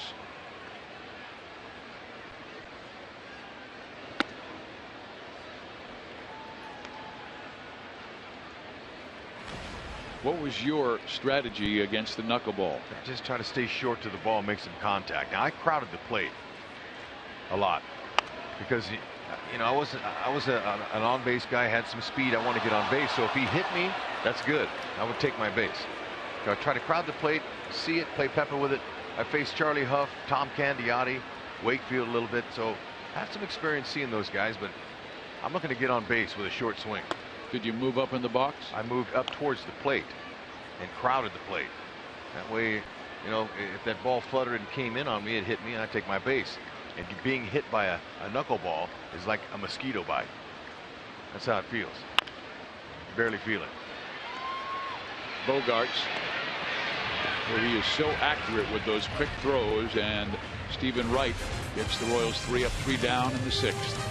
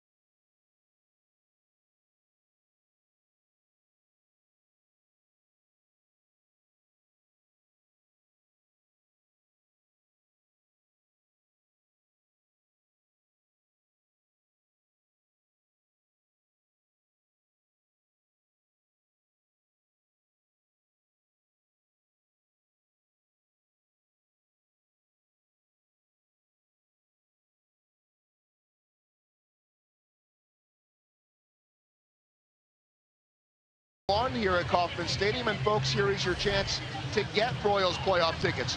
Royals playoff tickets are now on sale at ticketsforless.com. There is no risk, 100% money back for all unplayed games.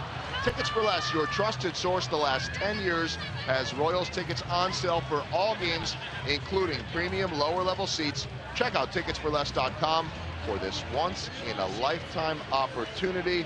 Guys, still 4-3. Cleveland leading Detroit. We will continue to keep an eye on that. Also, Oakland and Seattle.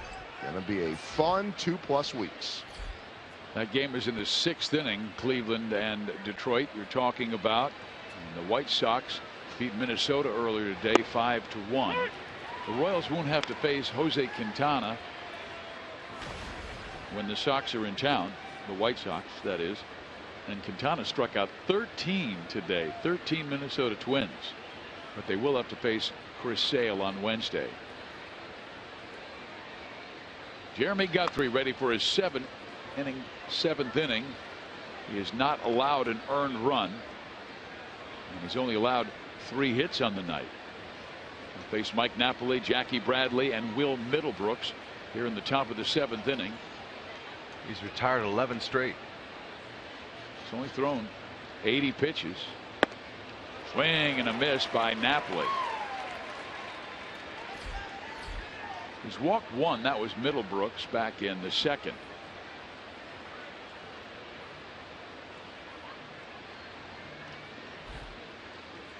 Mike, very good power, but a lot of strikeouts. 131 this year.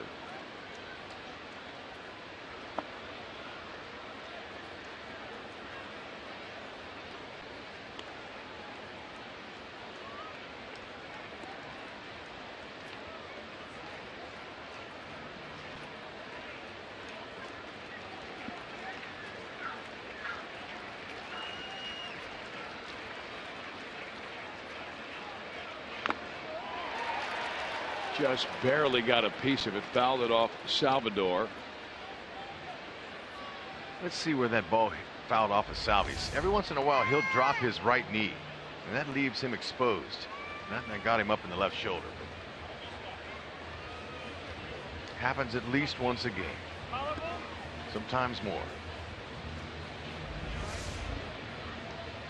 Looked like it got him up underneath that pad. And it is a tough job being a catcher. The home plate umpire, Jim Reynolds, giving him as much time as he needs.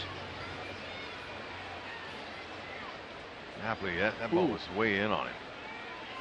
It's like he got him on his bicep.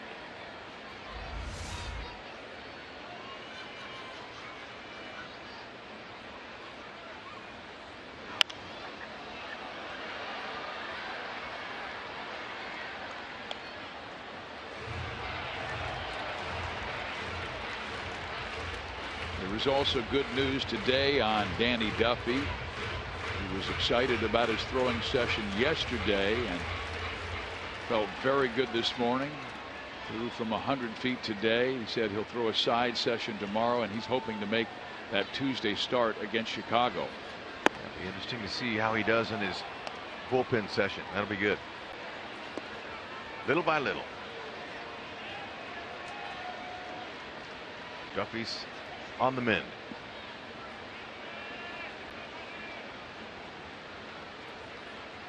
Now the 3-2 is swung on, grounded to third. Nice short hop pick by Moose, and he throws accurately, and there's one down. Is your dog a Royals fan? Well, now is your chance to bring your canine friend to the K this upcoming Wednesday, as Bark at the Park is back for a second time this season.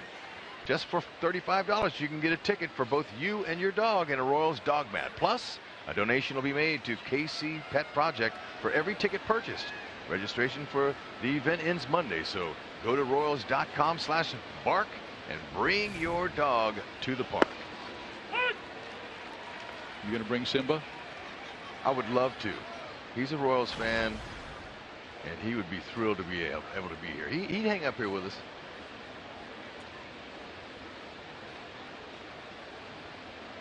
Here is Jackie Bradley, 0 for 2, flying out to center, grounding out to third, and that ball struck foul. Simba's on the phone. I think it's gonna be fun. It's great. See fans come out here with their canine friends.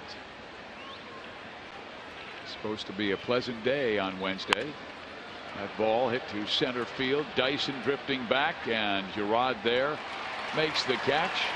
2 outs. That's the 9th play that Dyson's made for Guthrie tonight.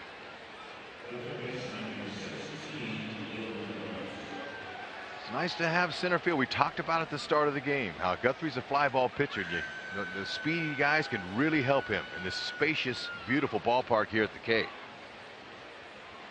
A lot of Trevor turf out there. Seems like, if you're a hitter, you're thinking you can get a lot of hits. But it's amazing what speed does. It closes that gap and robs a lot of base hits.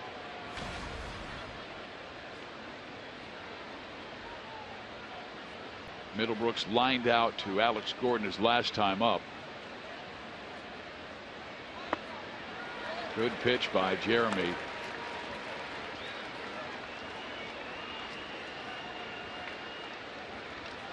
The Royals with 2 in the first and 3 in the fourth. Boston got their 1 tally in the third.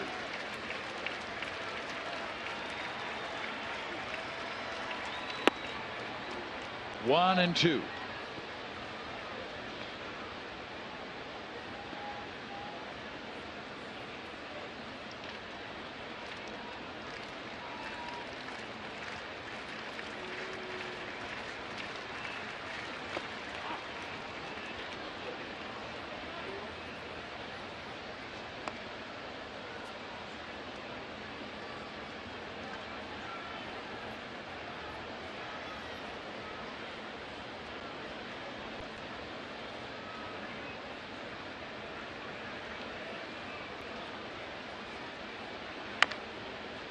Chopper past Guthrie.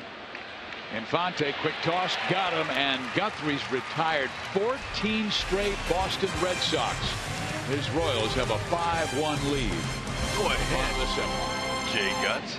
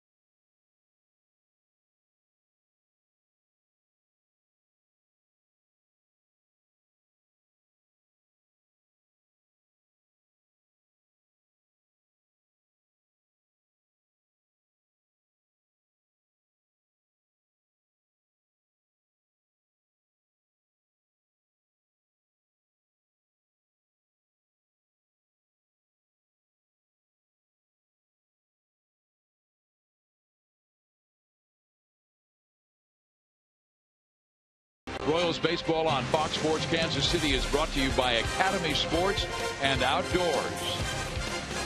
Great crowd here at the K. Royals with a 5-1 lead. Sir Rex, who shall drive thy bus? They must have come from the Renaissance Festival. You're exactly right. Look at that. They are pumped. I love it. Who's driving? Man, I'm telling you, there's been a few bus drivers tonight, but they're looking for some consistent bus drivers. Thank you very much. They want to slay the 29-year-old dragon. Way to go, fans. Your Royals are pushing for a title, and your support means a lot to them. Thank you. Bottom of the 7th inning, Infante to lead it off. He'll be followed by Mike Moustakas and then Gerard Dyson. Boy, they are all decked out. They've got that chain mail on to ward off any attackers. Yeah, I think it's special. Fans are all pumped. Speaking of fans, big Royal fan Fred Jocelyn just had a procedure done at the hospital. He's from Trimble, Missouri. We just want to wish you some get well, Fred. Thanks for your support. And another fan just brought you up an I Love HUD t-shirt. Now, why'd you have to do that? You want to show it? No, because that's embarrassing. Now, I want to say thanks to Henry, but still, look at that lob shot. Perfect. Base hit for Infante. The fans are all over it, and you know, now I appreciate the gift, but really, am I supposed to wear this? No, I'm supposed to wear it. You wear it then, Fizz. You put it on. Thanks, Henry. I thought that was wonderful for the fans to do that.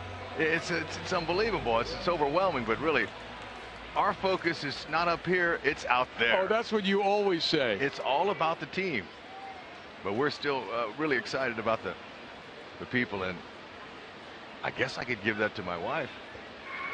Rex's famous quote is, you know, I'm tired of talking about myself. Why don't you guys talk about me? That's right, Fizz. Mike Moustakas with Infante at first base. Feels good to be able to laugh tonight. Mm-hmm. Elite, this isn't exactly a laugher game yet, but they're holding on. And they've got that strong bullpen. And a great job by Jeremy Guthrie, whose pitch efficiency has been outstanding, so he could come back for the 8th inning.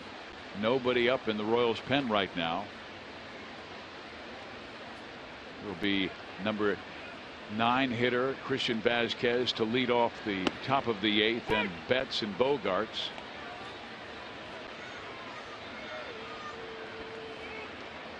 Moustakas with 1 home run since August 7th, and he certainly has the capability. Wright has him down 0-2. And that knuckler dances outside, and Vazquez kind of corralled that one.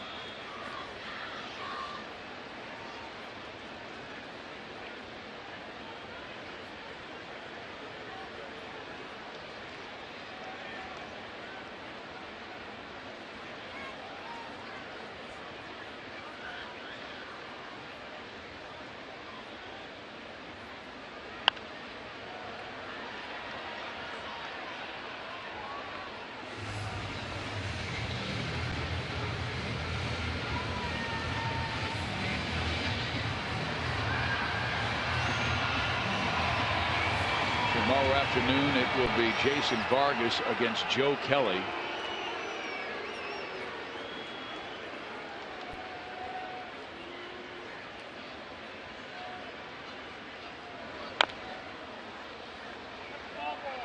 That was a foul ball all the way, and it stays at 1 ball and 2 strikes.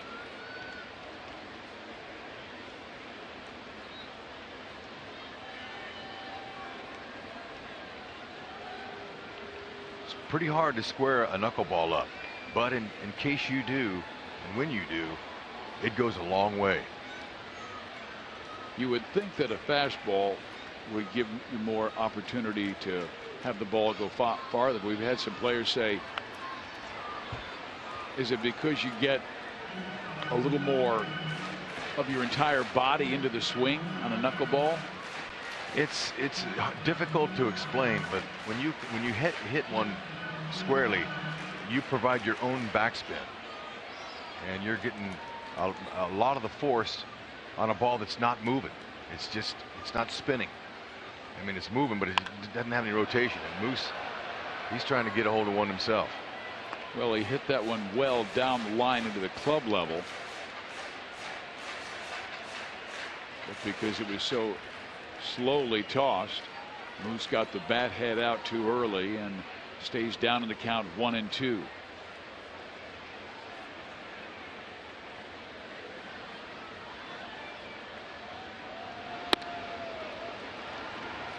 That was his top velocity, 86 miles an hour. Not a bad fastball.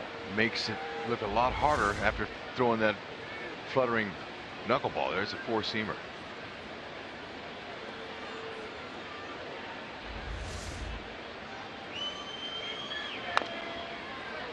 Well, it's quite a battle between Wright and Moustakas as Moose continues to foul off the tough ones.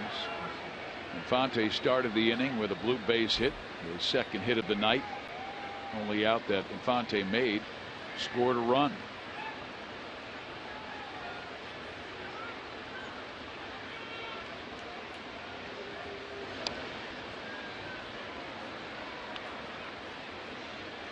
You would think that a knuckleball pitcher would be easier to steal on. They are. Just hope you pick the knuckleball, not the fastball. Hold to the right side. Napoli has it and gets it to the shortstop Bogarts, and there's one out.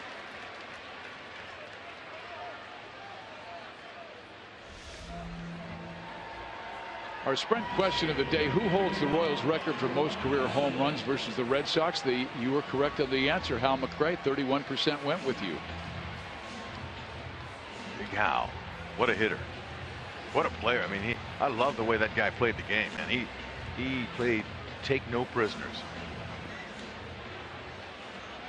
George and Hal McRae would break up double plays right and left. I mean, they would just roar into second base. Played the game hard, and here is Dyson, 0 for 2, twice grounding out, once to short, once to second. But he doesn't care, because in his starts, we told you, he has started the last 20 games, and the Royals are 18-2 in the 20 starts that he's played recently. Outside. Well, if he doesn't do a lot offensively, he sure does on defense, especially for Guthrie. He's caught 9 fly balls from Guthrie tonight.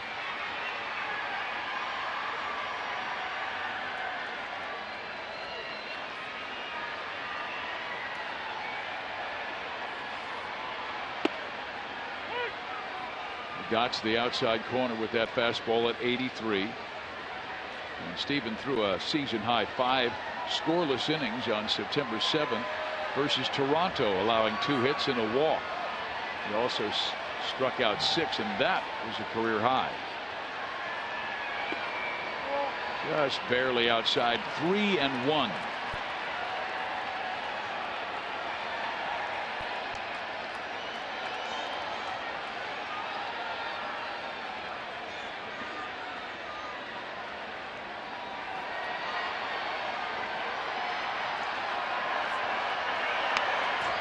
Mason had a pretty good swing on a fastball at 84, but spun it back to the screen.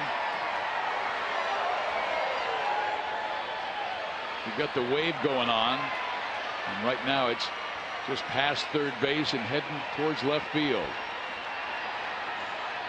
It's good to see the fans happy here. Royals got a lead. And Dyson swings and misses at the knuckleball and strikes out. So 2 down in the 7th inning. Our Dodge drives at the game. We go back to the first inning when the Royals came through. Escobar let it off with a double. It was close. Aoki with a little chop knock over the third baseman head. Middlebrooks couldn't get it, and he comes home on Salvador's hit. Aoki got hit in the shoulder. They'll take a gift. Wouldn't they get one? And the Royal fans loving it here with a 5-1 lead. Escobar 1 for 3. You saw that double. And then he would score on Aoki's chopper.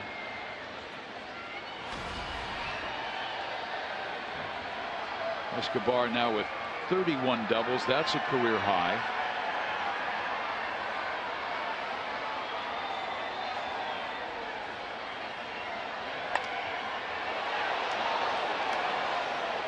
Wright has the advantage, 0-2.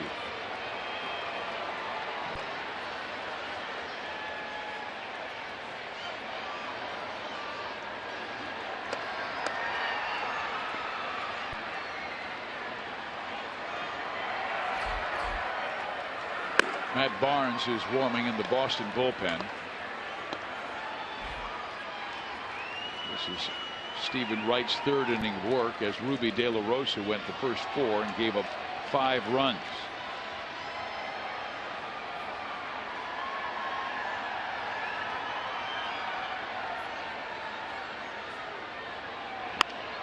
Back up the middle. That will find center field. Moustakas stops at second base.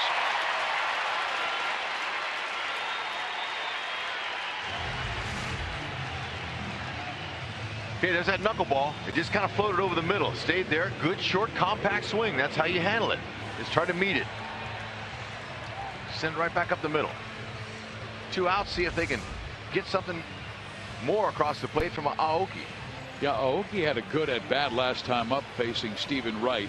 He fouled several good pitches off and then really shortened up with 2 strikes and kind of flipped one through the hole in left field. Yeah, I'll tell you what, Ned Gio scrambling up his lineup tonight. It's worked.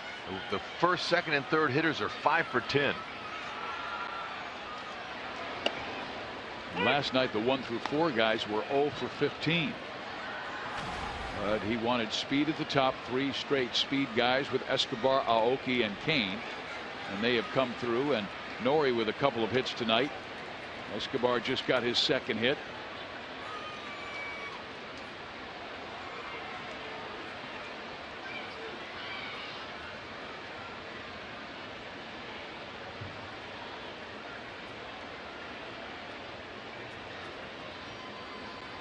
Two on, 2 out.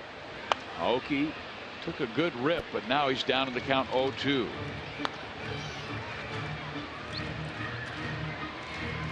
This is just the 6th time in Aoki's career he's been the designated hitter. And he's responded. He's got a couple of hits, scored a run.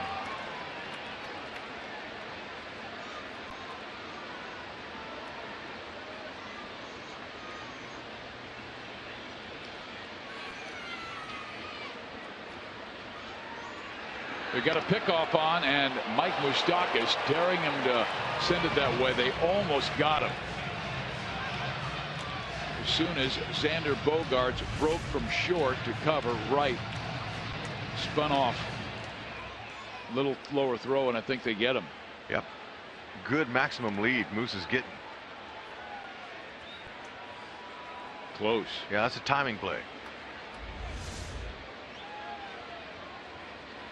Runners take the lead. If Aoki can gap one with Escobar's speed, he could score and follow Moose home. Outfield is in. 1 ball, 2 strikes.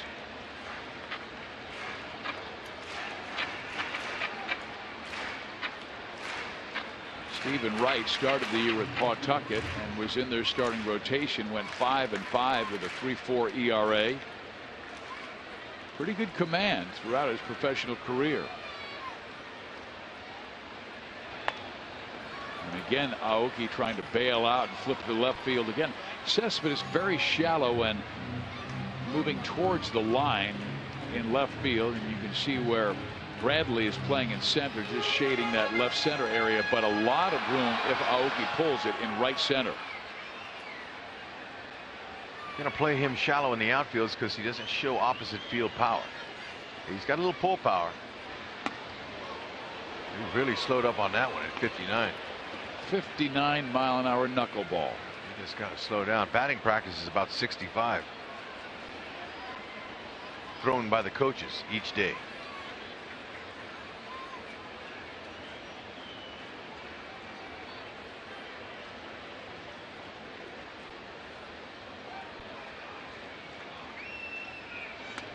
That one will get back to the screen. Both runners advance. Moustakas to third, Escobar to second, and a single could make it 7-1. Catchers really have headaches when they try to catch a knuckleballer. Look at that ball. That just took off. That was a knuckleball. That wasn't a 2-seamer. See how it hit that air and just took off. Never know where it's going once you let it go.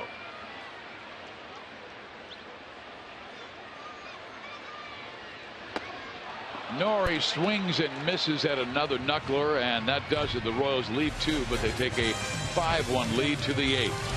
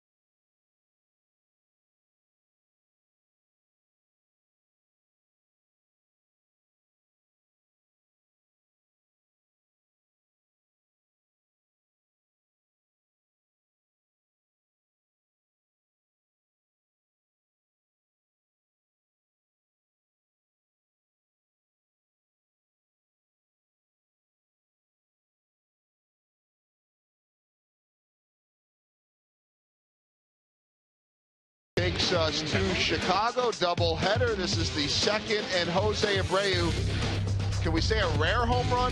It had actually been since August 22nd. That would qualify as a drought for him. 68 at-bats without a homer for the rookie, who is now batting .320 with 34 home runs.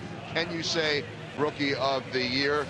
Indians still holding on 4-3 against the Tigers. Detroit was threatening in the bottom of the 6th, and the veteran Scott Atchison helped them get out of it, the Indians. Guys? Boy, that Scott Atchison has been so tough. He is a guy who has been through organization after organization, toiled in the minor leagues for so many years, but boy, he has really come together and got himself a 2-year deal with the Indians. Well, he's earned it. So Jeremy Guthrie, boy, this is a Jay Guts kind of game. The Royals really needed a great start and some offense, and they've gotten both. And Jeremy really should be throwing a shutout right now. That 1 run is unearned. That will twist and get out of play.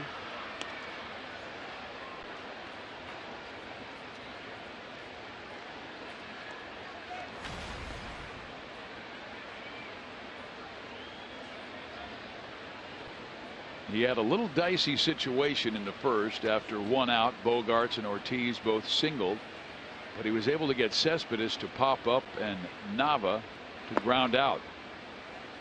Threat was over. Boston scored their 1 run on a Moustakas error in the 3rd, and that guy Mookie Betts would eventually get to 3rd and score on Cespedes' sacrifice fly, an unearned run.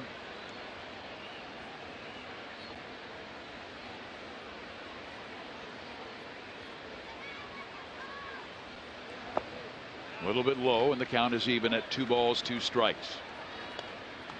Now the Royals begin to get their bullpen busy as Herrera is starting to throw down in the Kansas City pen. It's great to see Greg Holland throw well last night. Came in, struck out the side. Sure was. We saw a 95-mile-an-hour fastball from him. Hit well left field. Gordon back though, and Alex right there about 10 feet from the warning track to pull it down for out number 1. And Royals fans, make sure to fill the K next Saturday for Fan Appreciation Day at the K as the Royals host the Tigers. Please note that this game has been moved to 12:05 and will now air on the Fox network. The day will feature games, giveaways, and great prizes. Plus, the first 10,000 fans will get a Royals scarf courtesy of Academy Sports and Outdoors. So come out to the K next Saturday for the special 12:05 start time. Dave Holtzman is modeling that beautiful scarf.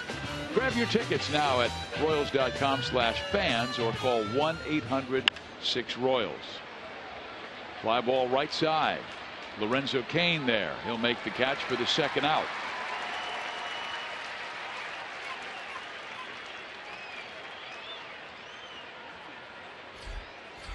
Not over yet, Hud, but look at the pitch efficiency.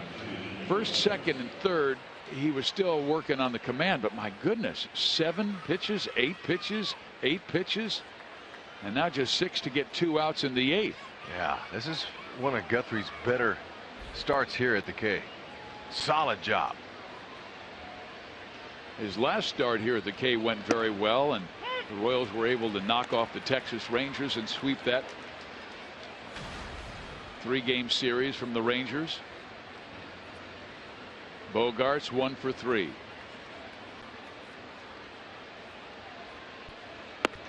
Up high.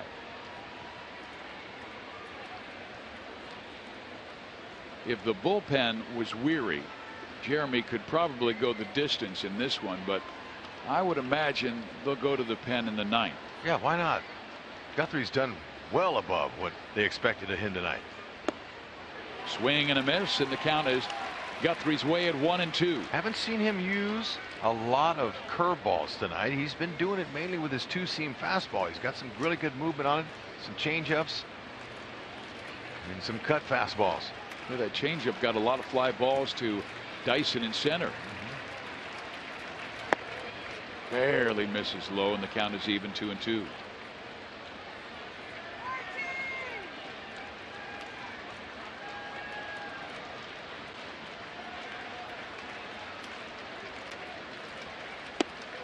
He struck him out. Jeremy Guthrie with a 92-mile-an-hour heater strikes out Bogarts, goes 8, and the Royals with a 5-1 lead. That's why they call him J-Guts. Great performance.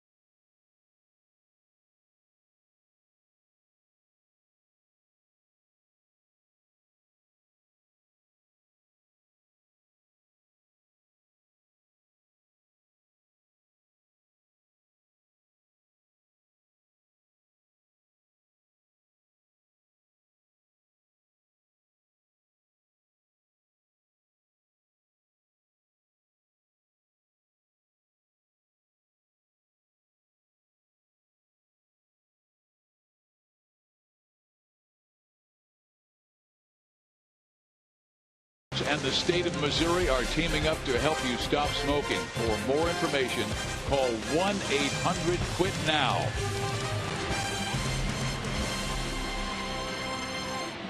Beautiful night in Kansas City, and this copyrighted telecast is presented by authority of the Kansas City Royals Baseball Corporation and may not be reproduced or retransmitted in any form, and the accounts and descriptions of this game may not be disseminated without the express written consent of the Royals. Steve Steve Physiak, Rex Hudler, Joe Goldberg, Jeff Montgomery, Christian Roberts, Steve Kurtenbach, Dave Holtzman, Sam Abramson. Cast of thousands. A great job by our Fox Sports Kansas City crew again. And Matt Barnes is the new pitcher. 6'4" right-hander from Danbury, Connecticut. He was their first-round pick in 2011 out of the University of Connecticut, more known for its basketball than its baseball. But they've been producing some very good baseball talent of late. An outfielder for the Houston Astros, pretty impressive at the K earlier this year. And Lorenzo Cain will lead things off for Kansas City. He is 1 for 3. But his first at bat, Rex, we loved. Runner at second base, got him to third. And that guy would later score on an error by the catcher Vasquez. Yeah, those are the things that the Royals are going to have to do. It's not a high power offense, everybody knows that, but doing the little things is important. Ned Yost especially, they're rewarding Ned with production in his new scrambled lineup tonight, with Lorenzo Cain batting third. Lorenzo takes ball 4. This was early, his first inning. Runner over there, get him over.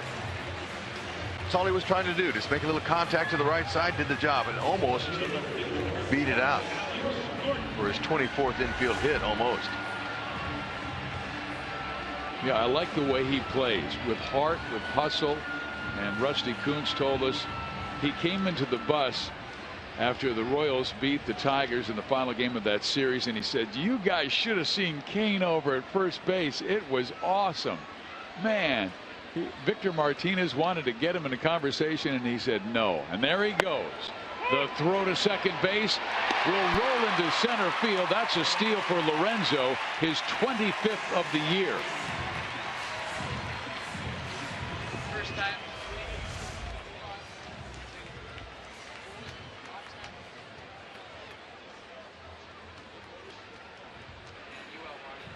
Really good takeaways at full speed in 2 steps. Head first slide.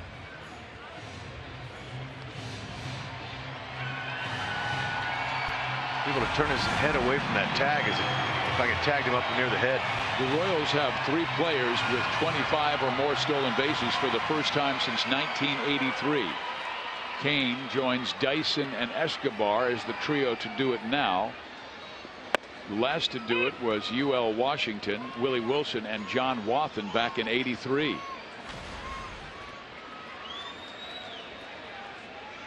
Keep the pressure on.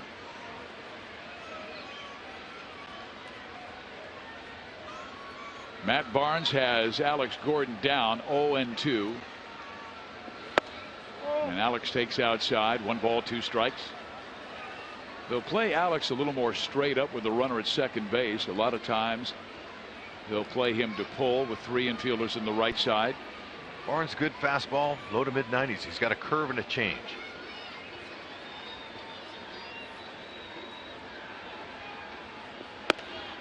Now it's 2-2.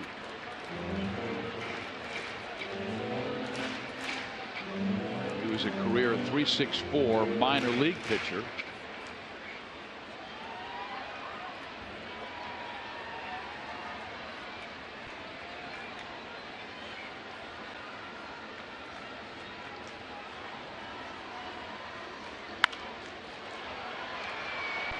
That will get out of play.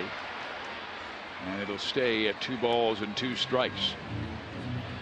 Royals scored 2 runs in the first inning on a double by Escobar, a single by Aoki. That ground out we showed you by Lorenzo Cain that got Aoki to third, and then Vasquez tried to pick him off, threw it off the back of Aoki. It rolled into left field, and Nori scored. And KC scored 3 times in the 4th. Alex with a shot down the line. Cain will score easily. Alex to second base with a double, and the Royals will take a 6-run lead on Boston.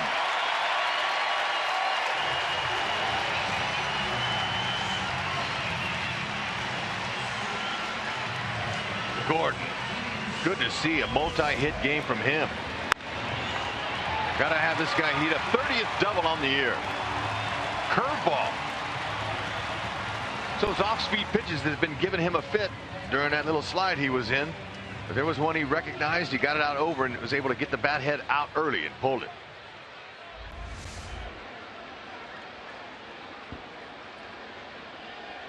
'67th RBI.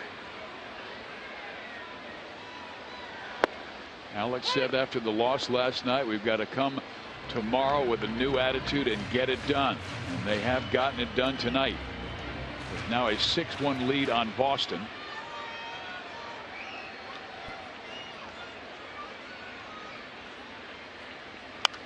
Salvi lifts it foul, back and out of play.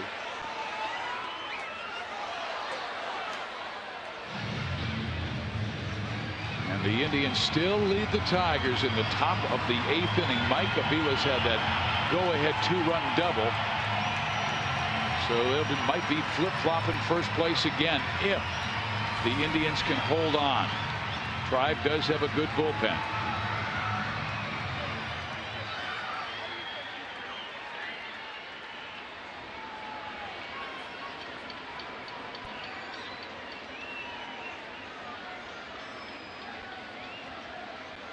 Like to see the Royals offense not letting off that throttle.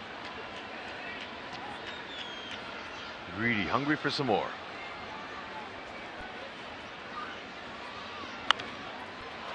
Again lifted foul as Barnes tried to come inside on Salvador. You're right, Rex, because as Gordon said after last night's game, you know, they're frustrated. They're not struggling, they're not pressing, but they are frustrated. Well, they're tired of scoring 1-2 runs a game. There's no question about it. I mean, you know, it's just a very frustrating game, but they know how to get out of it, and that's to do the little things. And that's what we saw get them started early. They got on the board first, which was important. We showed you that the Royals' record is 56-19 when they score first. The fact that they scored 2 early gave him a little bit of cushion, but they did it by manufacturing the leadoff double. And you may have seen that graphic that showed they're 4 for 8 with runners in scoring position. The Royals are 31-5 this year when they get 4 or more hits with runners in scoring position. So they've got the 4. How about 5? Low. 2-2. Barnes let Gordon back in the count. Then he ripped the double.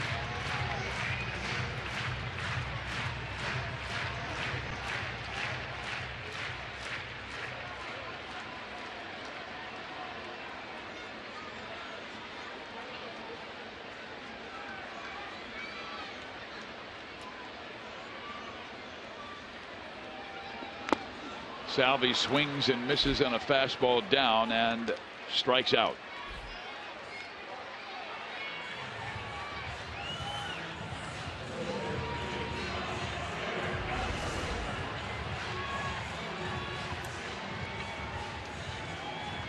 Been his changeup down.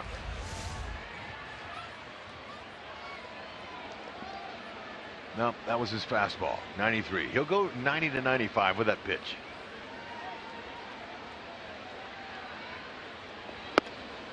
Big rip by Hosmer.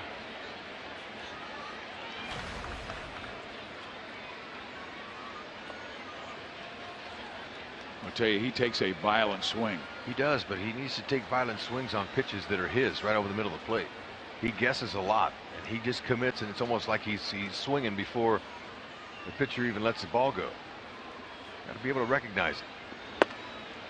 Another big rip, and now he's down 0-2.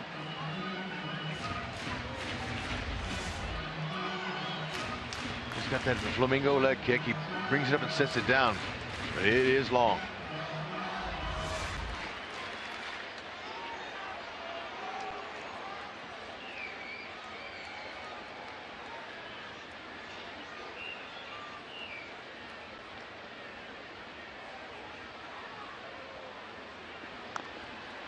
Just barely got a piece of the breaking ball.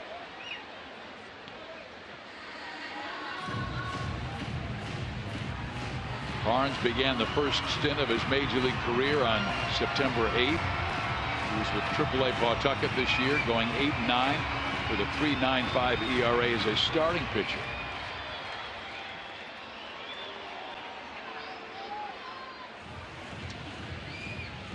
So while Vasquez talks to Barnes, we want to let our Royals fans know you don't have to miss out on any of the action, and you can also secure your seat for the postseason. You can now receive 2014 postseason rights by placing a 2015 season ticket deposit. Any deposit placed by September 16th will earn you priority for this year's postseason. For more information or to place a deposit, go to Royals.com/postseason or call 1-800-6-ROYALS. Why not? Next year, though it's a long ways away, but you go ahead and get that season ticket now. It's going to give you some favor for postseason this year. Royals trying to get to the dance. They lead 6-1 in the bottom of the 8th.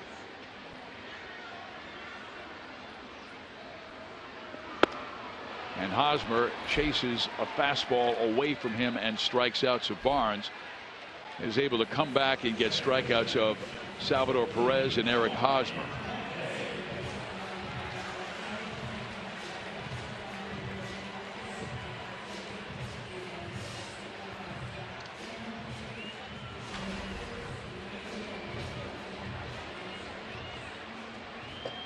Omar Infante with a good game, a pair of singles, both to right field, and the one time he made out, he grounded to third, but that scored a run.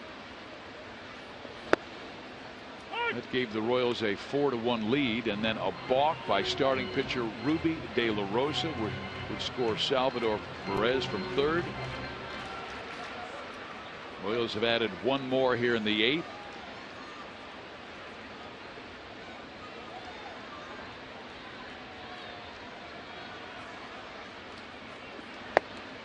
In there.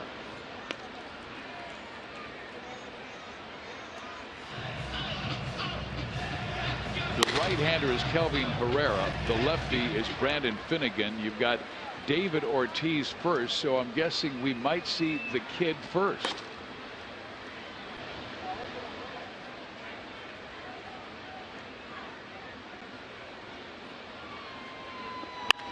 Back up the middle. That will find center field. Here comes Alex. The throw by Jackie Bradley is cut off, and the Royals are up 7-1. 3-hit game by Infante. Dropping him out of that number 2 spot, putting him in the 7th hole has worked. Ned Yost finding some magic in his newfound offense. New lineup. It's working. Stay with it. They've responded. And the Royals will see another right-hander tomorrow in Joe Kelly, so you'd think they might keep Dyson in there at center field hitting 9th, but we'll see.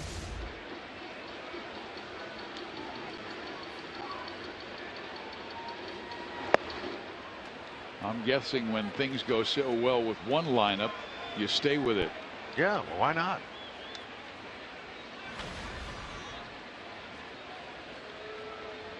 Got a right-hander going tomorrow, Joe Kelly.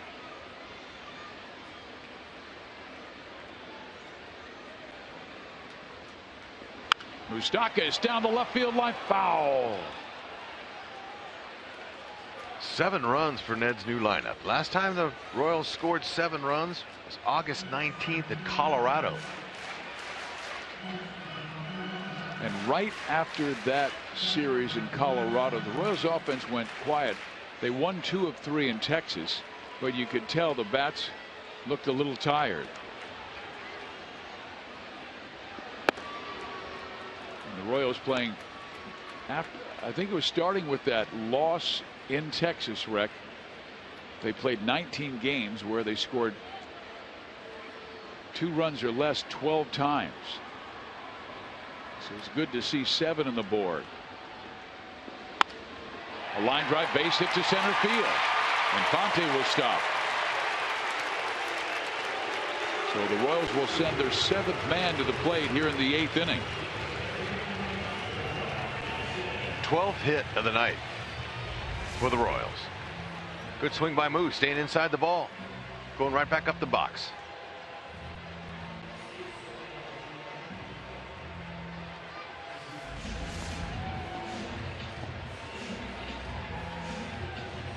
I think they ought to save some more. Now, just not stop hitting, but save some for tomorrow. You know that's not possible, and that ain't how it works. You know, come on. But I know what you're saying. It's almost like those games where you blow out somebody 18-1, and you go save them for tomorrow, and then tomorrow you get one. Let's not get greedy. Take them when you can get them.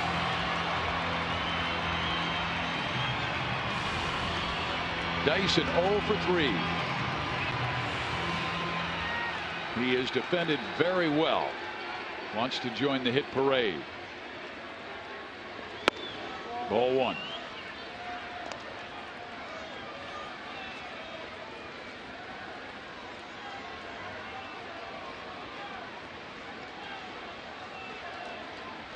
Hosmer and Dyson, the only ones that haven't hit tonight. Or haven't gotten a hit.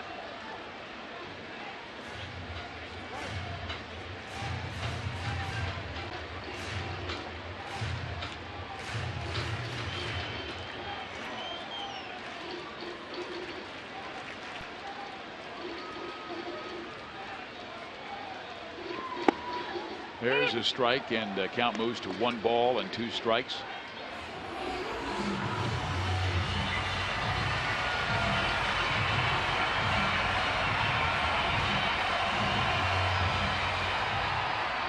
Now just Brandon Finnegan up now as Kelvin Herrera sits down. Cleveland still leading Detroit in the 8th, 4-3.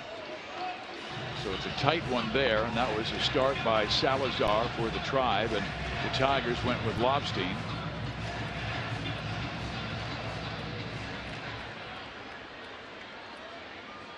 Two on, 2 out, 2 in.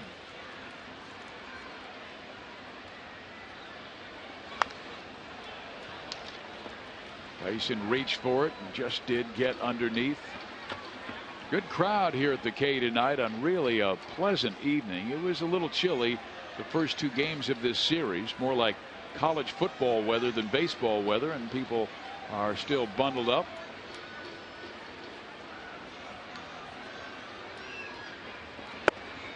A swing and a miss. Dyson goes down, but the Royals score 2 runs, and they now lead Boston 7-1.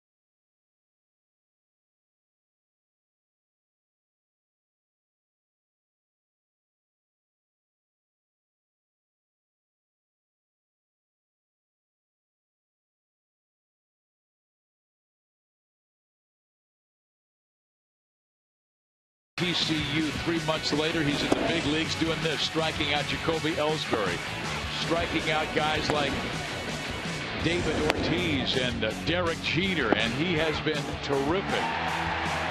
First 8 major league hitters he's faced, gotten them all. Combined career numbers of the first 8 hitters retired, 12,119 hits, over 1,600 home runs, and 36 All-Star games.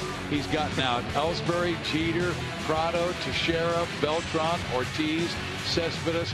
Not bad. Nope. The young man looks good. Fastball, slider. He'll go 90 to 95 with his fastball and seems to really have what it takes. It's awfully early in his career, but maybe he can be the left-handed specialist that Ned's looking for down the stretch. And joins a bullpen that is already sensational, with Herrera, Davis, and Holland just dealing every single night. And every single victory, the Royals have those guys usually right at the top, and the Royals 65-1 when they lead after 7. Well, here is Ortiz, who faced him in the first game on Thursday, and Finnegan got him on a ground out to first. Strike one. Finnegan, he hides the ball well, keeps it behind him. He doesn't quite throw across his body, but he really does reach out there, and his release point is in back of the left-handed batter's back. It's deceptive. See how his slider works. There's his slider, and it misses down low. 1 ball, 1 strike. Brandon, just 5'11", 21 years of age, out of Fort Worth, Texas. Went to Texas Christian University, led him to the College World Series, and signed with the Royals.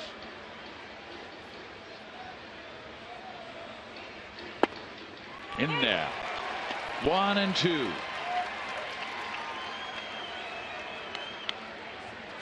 One thing you notice right away, Rex, very confident, very competitive guy, fearless. Kevin, the way Ned's easing him in has been good. Haven't been any real tight situations, so they're letting him get his feet wet in these games here. That and the score might be a little bit out of hand, but that's just going to be good, because you know eventually, if he keeps the success up that he's been showing, he'll be in some games that really mean something. When the score is tight, it'll be interesting to see how he reacts then. Here's the 2-2 to David Ortiz. Swung on and missed. He struck him out. Well, that had some nice life to it. Up and in. Big Papi, he had no chance. Salvi setting up away. Ended up out over the middle of the plate, but it was elevated enough to where Big Papi was thinking slider, and he got the fastball right by him. He only pitched in 13 minor league games, but at a sparkling 1.33 earned run average. 4 walks, only 4 in 27 innings, with 26 strikeouts. Cespedes takes strike 1.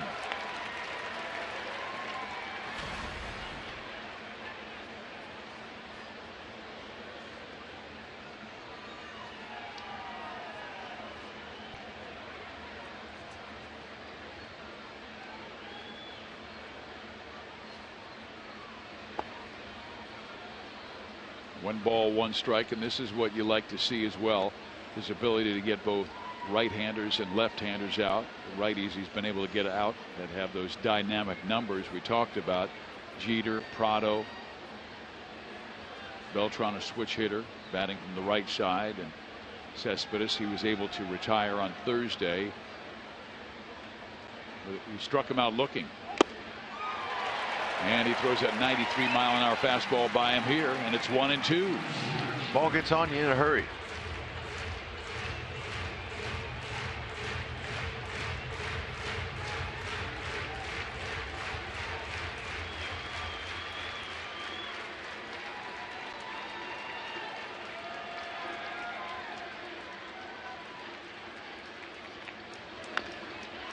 And Cespedes reaching for that fastball down and in, and the count moves to 1-2.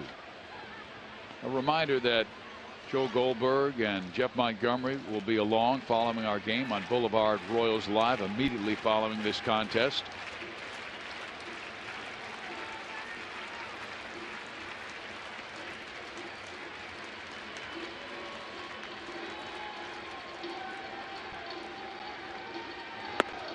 How about this kid?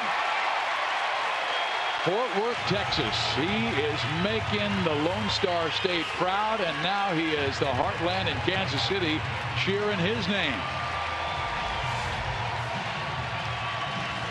Tell you what, he's not just down the middle. He's been all over that strike zone, and that's really good. He's not putting it in the same spot. He's mixing them up as far as his location goes. He's only thrown a few sliders. Didn't even see his changeup. He's relied on that fastball. It really looks good so far. Rex, you hate to say this. This is only his third major league appearance, but it's making it very difficult to keep him off the playoff roster if the Royals make it. Yep, a little bit too early to talk about that, but so far so good. This young man looks like he can not only get lefties out, but righties too. A strike.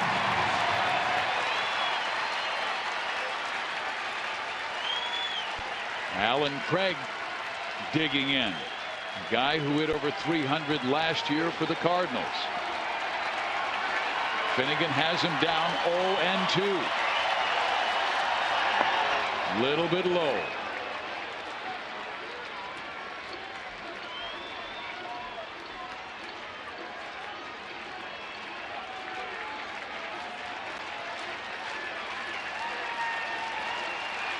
He's faced 10 big leaguers, retired all 10.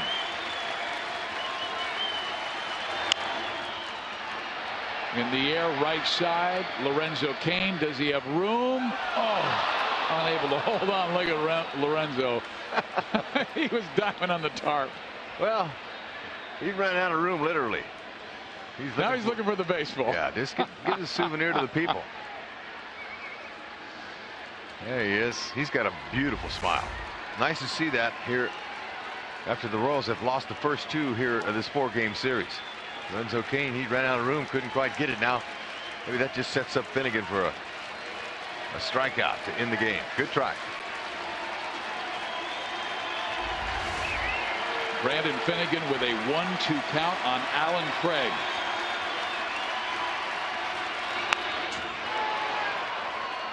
They'll try it again.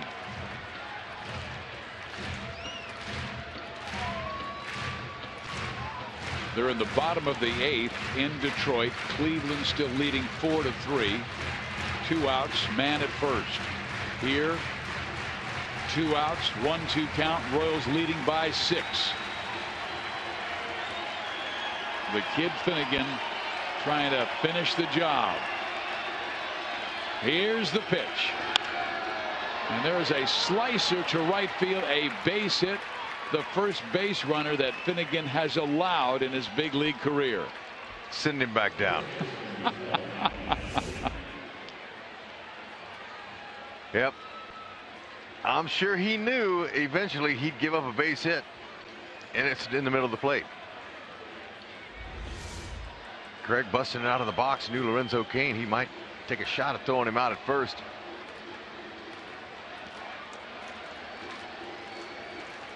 Now the batter, Mike Napoli.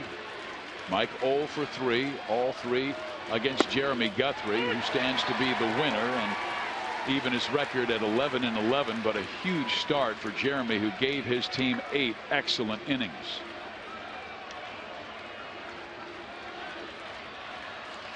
Finnegan continues to deliver strike after strike. Napoli with a 1-1 count.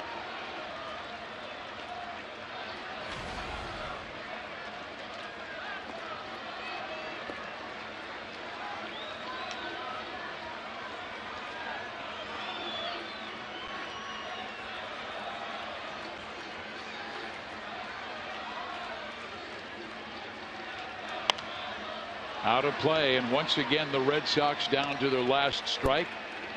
Finnegan struck out Ortiz, struck out Cespedes. Then Craig got a single to right field. He's at first.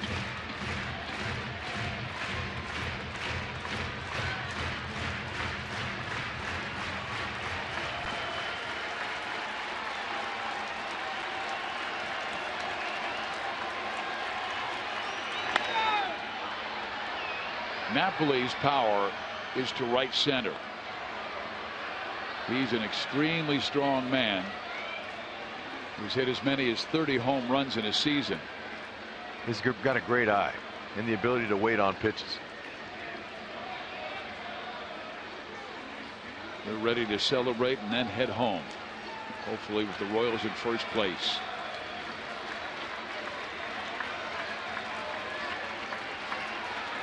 The 1-2 pitch taken low. 2 balls, 2 strikes.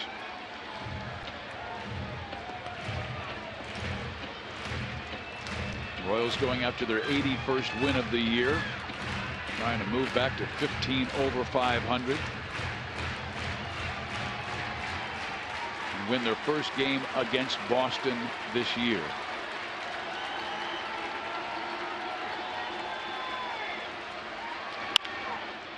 Roll to third. Moustakas to first. Game over. Great job by the kid Finnegan. Terrific job by not only Omar Infante, Rex, but Jeremy Guthrie. 8 outstanding innings of work, and a W is hung on the Royals Hall of Fame. Yes, I'll say Guthrie, he just stepped up tonight. No question about it. Giving up only 1 unearned run. Fantastic job by Ned Yost. How about that? Ned scrambling his lineup. I mean, totally changing it around. Aoki was his DH. He had the speed at the top and the bottom, and that resulted in a KCW. Right now they are in a tie, but as you see Cleveland leading Detroit, if Detroit loses that game, the Royals will leapfrog the Tigers and be back in first place on September 14th. Last year on September 14th, they were 7 games back of the Tigers. And Joel Goldberg is ready with one of the stars.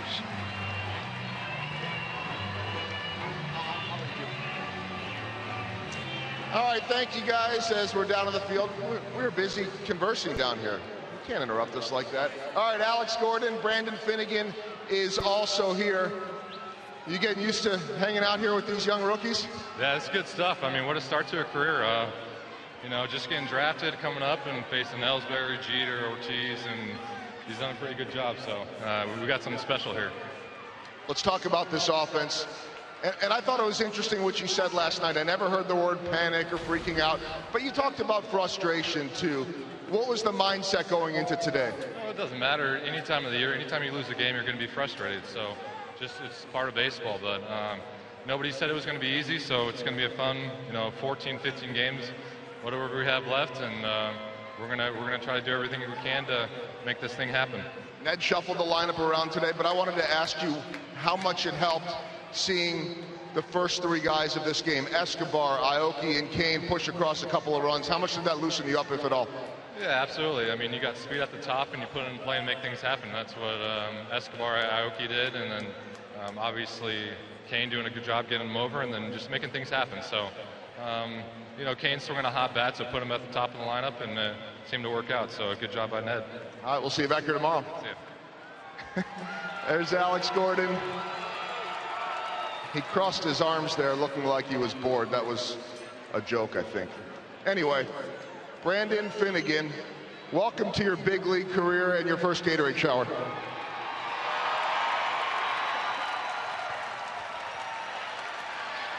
And the unfair thing about that one is it's kind of chilly tonight, but I'm assuming you got some adrenaline going. How's big league life a couple months after pitching for TCU?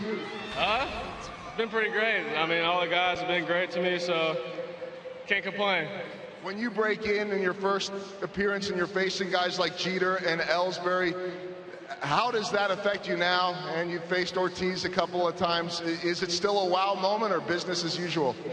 It's got to be business. I mean, I watched those guys growing up, but once you're on the mound, it's go time. You can't worry about that kind of stuff.